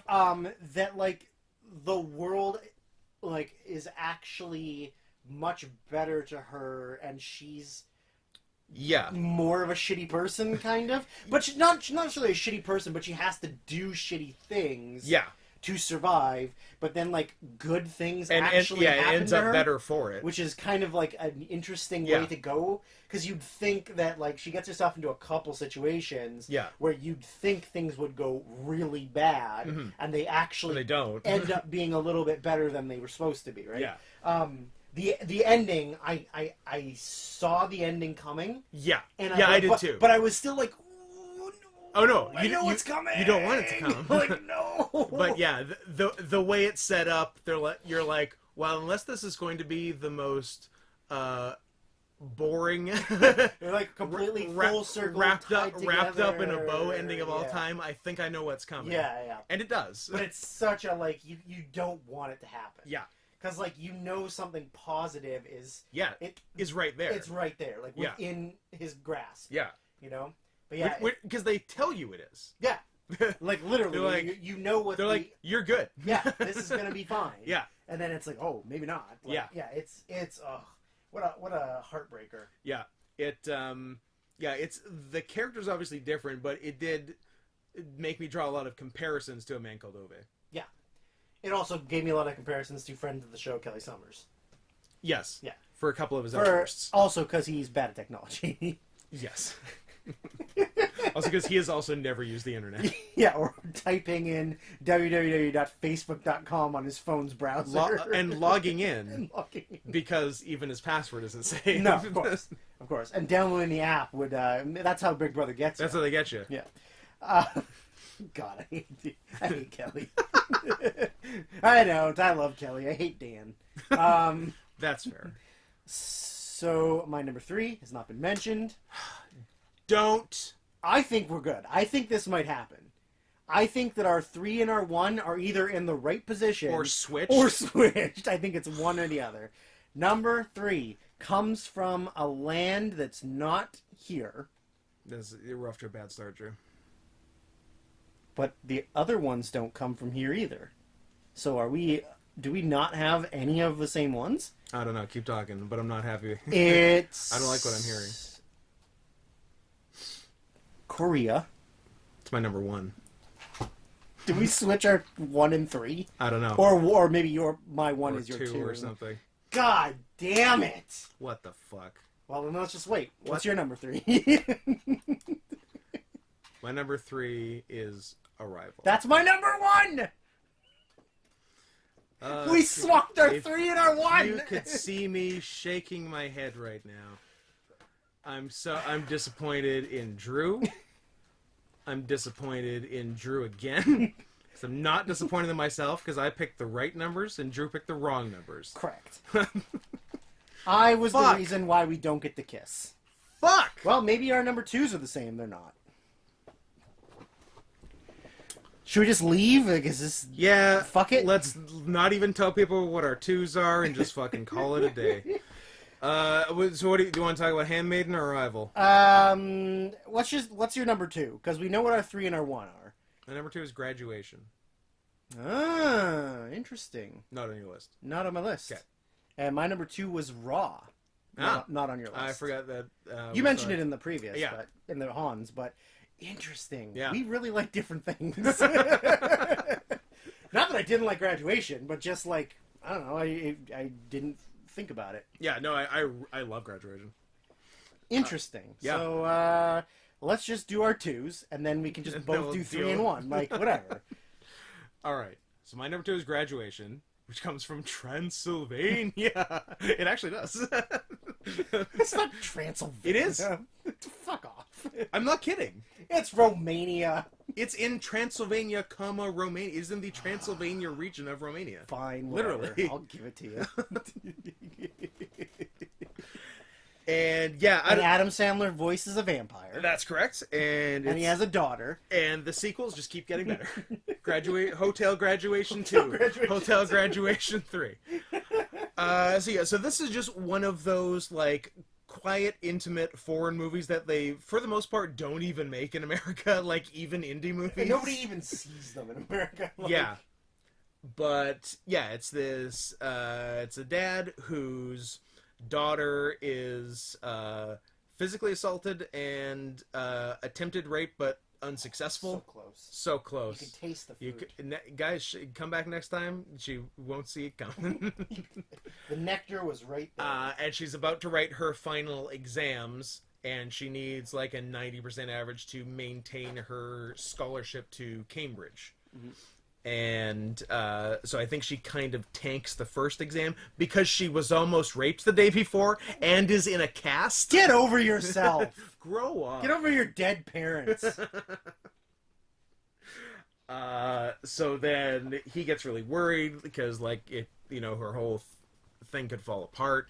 So he, I think via the police chief who he's talking to about her assault, the police chief says, hey, if you give money to the right people, it doesn't matter what she scores on the test. So then he gets into that, and then he then it's if he's getting caught for it, and if he's screwed, and if his daughter's screwed, and he's also having an affair, and then his daughter finds out about the affair and demands he tell his wife, her mom, and it's a whole thing, and yeah, there's a lot of it's very well shot. I'm trying to think, has the director done a lot of other stuff? No. Not really, right? Nope. I didn't realize it had a Criterion release. There you go. So you know it's good, as long as it's not Armageddon. It's good, yeah. So yeah, highly recommend it. It's very compelling. How long is it? I don't know. Hours? I don't know, I thought you were on the IMDb. Oh, I know. I was 2 hours and 8 minutes. Yeah, so it's not short by any means, but there's not a great deal of action. There's one kind of like tense him following someone scene, I think, when he's on the trail of who he thinks attacked his daughter. But besides that, it's a lot of dialogue, but it always remains compelling, and 2 hours and 8 minutes flies by. And yeah, I'm a little surprised you didn't have it. I feel like it's kind of in the vein of the Russian Zivgin-Intsev movies, It is. like and the in the realm of a Leviathan type. But yeah, so that's my number 2. I'm gonna admit to Now you. yours is about eating people. You didn't see it, did you? No. Okay. I just feel like I didn't fully pay attention to it. Fair enough. I feel like it was like, I don't think I watched it late at night, but I feel like I just didn't really like. I was like, and then something else. Or like I was back and forth. I was like, yeah, that was okay. Yeah. But maybe if I watch it again, I'll give it a better rating. I'll come back to this podcast later and change it so that Yeah.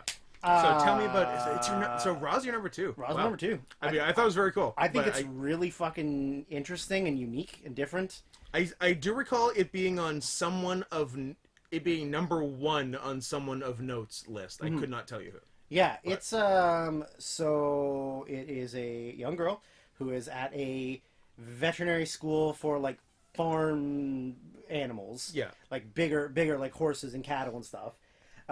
Who is like in a class full of people that are all dickheads. I was gonna say, apparently the whole school is just one big fucking frat.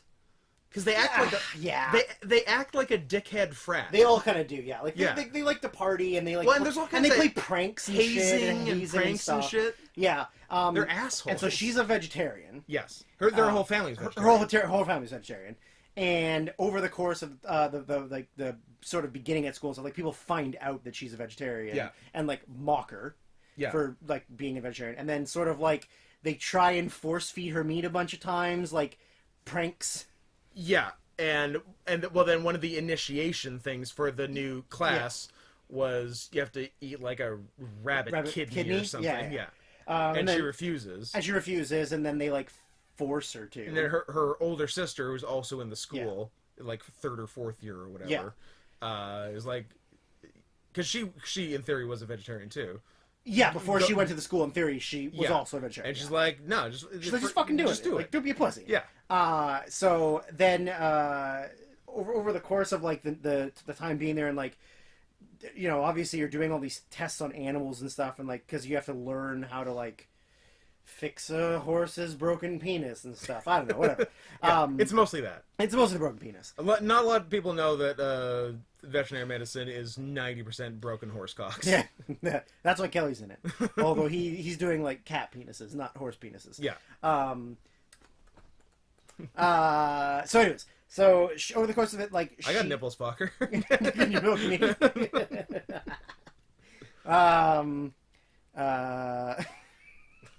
God. I got an ass fucker. Can you fuck me? Yeah, absolutely. What's the it's just fucking American Pie 2 is in my head. Where you're just like, you fucking nut. Oh, it's American Wedding. Ah, the 3rd one. Yeah, the 3rd Even one. better. Not the 4th one, though. American Reunion. Of course. Or all of the spin-offs. Anyways. Bandcamp? Bandcamp, and we went through them already. Anyways. So over the course of like when she's getting further in the program and stuff, she like starts getting like all these weird like she gets like a rash, She has a terrible rash all over her body Yeah. that just like won't go away, and she's like not hungry for like food, like Yeah. the stuff she would normally eat. Like she's just not hungry. She gets all these like stomach pains and like cramps and stuff, and then eventually like she just starts like having this like insatiable desire to just eat like raw fucking meat. She, Yeah. like, just like So starts eating like a raw chicken like a raw breast chicken out breast of the out of the fridge. fridge and stuff, like because she's like starving. Yeah. But then realizes that like it's not just that she's starving; it's that like she now has this like need to feed on flesh. Yeah. Which goes like I don't know, a little bit out of control. Oh, just a bit. Like she ends up like hooking up with some guy, and while she's like having sex with him, she wants to eat him. Yeah. But she has to She's like, no. she has to like bite her I'm own just gonna bite my own arm. to like prevent her from biting him. And then kind of turns out that like everyone there is kind of fucked up and like eating people. Like, or not everyone, but like Well, as far as eating people, I Yeah. would say just her and her sister. her and her sister, yeah. But like everybody's kind of like completely fucked up, and like yeah, her and her sister are just sort of like have become cannibals now. Yeah. Like full blown cannibals out of nowhere. Yeah. And then yeah, it's just like it's very like bloody, and there's a lot of it's really sexual. Like there's Yes. tons of sex in this There's movie. tons of sex. I like when her sister is giving her a Brazilian. Oh my god, so weird. Like yeah, First of all, already weird. yeah, like let's just Before anything else happens. let's just move the cannibalism aside. at the baseline, we're already weird. here. Girls, a sister giving herself a Brazilian wax, Yeah. kind of fucking weird. Yeah, and then the Brazilian goes bad. The older sister loses a finger. Yeah. And the younger sister eats Eats it. it. And the older sister wakes up to see her younger sister Yeah. eating her finger. Yeah, it's just It's crazy. it's crazy. Like it's just got it's got so much like fucking weird stuff in it. Yeah. And like, has the director done anything else of importance? I'm not sure. I don't think so.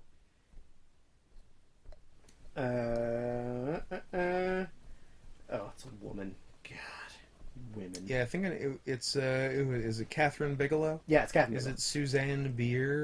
Nope, that's the last thing. 2016 was the last thing. Huh. And even before then, it was like Nothing. a lower budget version of the same movie. Okay. Like before they did the full version. And then a couple like directed a TV show, one episode of a TV show, and some other feature, a short, and that's it. Huh. Starring the same girl from Raw. So Okay. P.S. The girl was French. good. P.S. I didn't say that. It's French, and the French are insane. The French are insane. But yeah, and like I just remember the rash stuff being very uncomfortable to watch. Yeah. Because like she is intensely like tearing at her own flesh Yeah. to scratch, and it is really uncomfortable. Yeah, to watch. it's bad. But yeah, if you like sex and eating people, Then might we recommend Yeah. Raw? Yeah. All right, so 3 and 1, we flipped them. We're sons of bitches. That is My 3 is your 1, and your 3 is my 1. So, it's my old friend Mr. McGregor with a leg for an arm and an arm for a leg. Well, Will we ever kiss again? Stay tuned. 2017 is probably not going to be any better. It's gonna be There's tough. too many options. There's a lot. 19 though. 19 could I'm have some- thinking 4. I I think mean- the top 4, if we get them in the right order, are probably going to be the Watch same. us switch them all by one. That'd be insane. Or just like completely flipped. Ooh. My Yeah. 1 is your 4. 1, 2, 3, 4 is 4, 3, 2, 1. Yeah, Fuck off. that would suck. Hate it. That would suck. I hate it. Maybe we should have a team meeting before we record 2019 and cheat the system. Oh, the only guys, way. we got another Can match. you believe it? We did it again. 8th one in a row. Which one would you like to start out with? I don't know. Let's do your 3, my 1, The Handmaid. The Handmaiden. If you like sexy Koreans, Yep. This is the one. Do you like Koreans? Do you like lesbians? I like that. Do you like faking having your hymen torn? Not Do you really. like intrigue? I like intrigue. Do you like double crosses? I'm new in town. I have AIDS. Yeah. Do you like double crosses? Do you like triple crosses? Do you like double twists that aren't stupid? Yes. How many of those are there? Not many. One? Maybe one. Maybe one. A movie with 2 big twists. Huge twists. That both 1000% work. Yeah. And are brilliant. Yeah. I mean, Chan-wook Park, motherfucker, can do a twist. Yeah. Old Boy, this. Yeah. A third example. Did he make The Good Old Boy? Yes, Chan-wook Park made Spike Lee's 2013 Old Boy. Yeah, absolutely. What do you got? The other one that was good is Thirst. Yes. And Stoker, but that's white people. Oh, he made Stoker? Yeah. Okay. Interesting. No, I lied. He didn't do Thirst. He did. Nope. I lied about the lie. He did do Thirst. Okay, we got to the bottom of it. Yeah, and he did Stoker, which, if you like incest, that's a good movie for you. Okay. That was 2014, though. We didn't talk about it, so it's too late now. Nicole Kidman? Yeah. Yeah. Matthew Good and Mia Wasikowska. Matthew Good of the band? No, the other one, the British one. I wonder if anyone outside of No, Canada... that is some good CanCon. That's CanCon, right? Yeah, Matthew Good band. Yeah, nobody knows. Went to my high school. Filmed a music video at my high school. There you go. We did it. Also, apparently a complete scumbag. Yeah. Used to go to the meet and greets Yeah. for his fans while married. Yep. And try and fuck girls that were like around 20. Attaboy. Yeah, cool guy. He gets it. Definitely divorced now. Sure. And doesn't make music. Anyways. Living in a pre-Me Too world. Doesn't make music, but I did see him in concert in the last 3 years. You are a cool guy, sir. Our Lady Peace and Matthew Good Band. Yeah, that's right. That's a good concert. Did I pay for it? No, sir. No, of course not. Anyways. Stretching the limits of what I will do for free. But apparently, see Our Lady Peace and Matthew Good in 2017 or 18 in Abbotsford. I'll do it. If you drive. Yeah, of course. I do not drive. Of course. Anyways, back to off of the CanCon music from the 90s. Yeah. Yeah. Like, 2 twists at work. Yeah. Some real sexy lesbian sex. Some real sexy lesbian sex. I've seen both the regular and I can't remember what it's called, the director's cut or the extended cut. Mm-hmm. Absolutely recommend the original cut. Sure. The director's one does a couple things in different order that don't work as well. I don't think work as well. That's interesting. Yeah. What have you done? I'm just gonna see which one I have because I don't know. Because maybe I saw the wrong one and now I like a different thing than you. Also, not entirely sure people can hear me this close to the ground. I can hear you, but I wonder about the microphone. That's what I'm thinking. You find it? You find it? You find it? But I gotta take the one above it to get the bottom one out because I got. It's quite a system you got. It's too tight. I hope that only people heard me yell. It's too tight. I hope that's the one thing there. Doesn't say. It just looks like. Let me see. It just looks like a version of it. No, I think this is the regular version, the proper one that you should be. Because otherwise, it would have said. Like, I mean, yeah, it would say something else. Ultimate Avengers Edition. Exactly. Not that the other one's bad. The other one's still very cool. It's just different. It's a little different, and I like the way the first one flowed better. Right. So that's what I recommend for anyone who hasn't seen it yet. I mean, just see the regular one. Much like most well-made Asian movies. Yeah. It's like the backdrop, the setup. Yeah. like the layout of where they are like is great, and like it Yes. plays really well. Like the house and all that stuff is very cool. Yeah. And Yeah, it it's works in- really well. It's in Japan-occupied Korea. Yeah. And something of a con man type has decided to marry a Japanese heiress. Yes. And then immediately have her committed to an asylum and take all her money, which is a tight grift. Good for him. Scott, dudes rock. Dudes rock. Yeah, this guy operates under a real dudes rock lifestyle.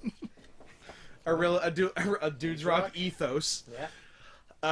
Yeah, and it does not, through a series of twists and turns, it does not go how he planned, and then even after the first twist, it doesn't even go how we think it's going to go the other way. Nope.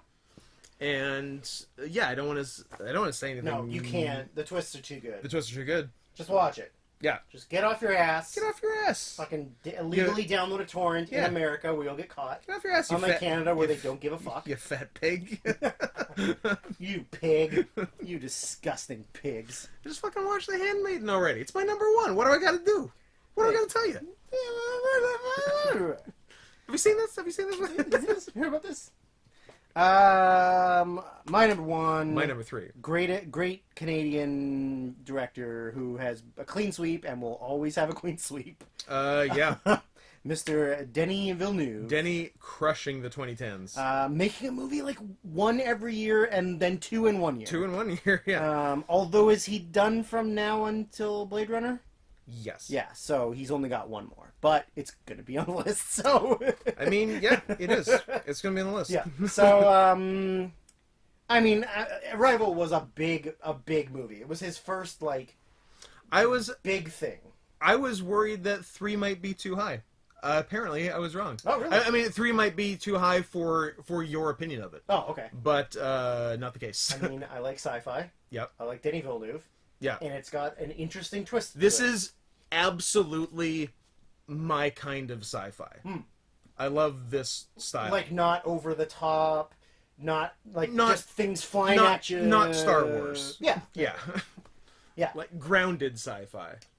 Yeah, like But, like- it's very realistic Yeah. in its science fiction. Yeah. Like- I mean, there are still aliens in spaceships, but Yeah. that's really just a backdrop for the themes, Yeah, really. the themes are great. Yeah. The reveal, the twist is, Yeah. is excellent. And I remember saying at the time, and I still think it, it's a movie with a twist, but it is not about the twist. It's not Yes. like the twist is the make or break part of the movie. Yeah. And whether or not you like the twist Doesn't affect affects the quality of the exactly. film. Yeah. The twist is just one other thing. And the twist doesn't come until like the very end. Right. So you sit through the rest of that movie. It's not like you get to the end and you're like, oh, fuck the other hour and 40 minutes I just exactly. watched. Yeah. Yeah, but it was like it was interesting that because this is like the one where you're like, I like all of his other movies. Yeah. Now they're giving him this big budget science fiction thing. Mhm. Fuck, don't fuck this up because I don't want to hate your movie. And he didn't. And then he did it, And and, now then got even bigger movies. And now he only does science fiction. I don't know if that's his choice, or they just like, well, we want this to be good, let's give it to Villeneuve. I think Blade Runner and Dune were both his choice. All right, I makes want to sense. say, yeah. I mean, if you're given the opportunity to remake things or a sequel to something, like Yeah. original Dune is not that good. No. So the opportunity to do a new Dune, Yeah. why wouldn't you take the Yeah, opportunity? because Dune can be good. It just wasn't. Yeah, if only they had let somebody else direct it. I want that movie! What if Villeneuve had done Jodorowsky's Dune? That would rock. Like, he made that movie. Reanimate Salvador Dali. Yeah. Get the surviving members and of Pink Geiger Floyd. and, like, everyone else who's dead. Yeah, everyone's kind of dead. Freddie Mercury, Yeah. David Bowie. Yeah. Apparently it's Bowie, not Bowie. No, I'm not going. I'm Okay. not playing that game. All right, I'm gonna play that No, game. that's It's bullshit. Bowie, David Bowie. No. Oh. It can't be Bowie for 50 years and then we just decide it's Bowie. What's funny, Jodorowsky's Dune probably, like, he just wanted it to... He was just kind of making another Holy Mountain. Like, it was another just crazy movie. Yeah. And, like, It might have been very silly. Yeah, but but it wouldn't have been boring by any means. No, Don't yeah, get me absolutely. wrong. But if we live in a world where it doesn't get made, I'm at least glad that the documentary exists. Yes. Because that is delightful in itself. I think of it as like if Flash Gordon and heavy metal were like mished together Yeah. and then like made into a different movie, you know? Yeah. But yeah, I mean, most people I'm sure saw trailers for Arrival and probably saw Arrival, so there's not really a lot to like. You don't have we don't have to give them a lot of detail about it, but I mean, it is like a really good and different sci-fi movie, especially because it came out in the middle of like all those other huge, you know, the Star Wars or the Star Wars movies, all the Marvel shit. That like a lot of the Avengers stuff, and especially Endgame, and like they have a lot of spacey type stuff. Not Kevin Spacey, but like in space. I wish they had Kevin Spacey type stuff. Well, if he hadn't done a lot of bad things, maybe he would have gotten an opportunity to play like Doctor Strange or something. Sure. But yeah, it is a different take on that type of science fiction movie. Yeah. That and it's just like.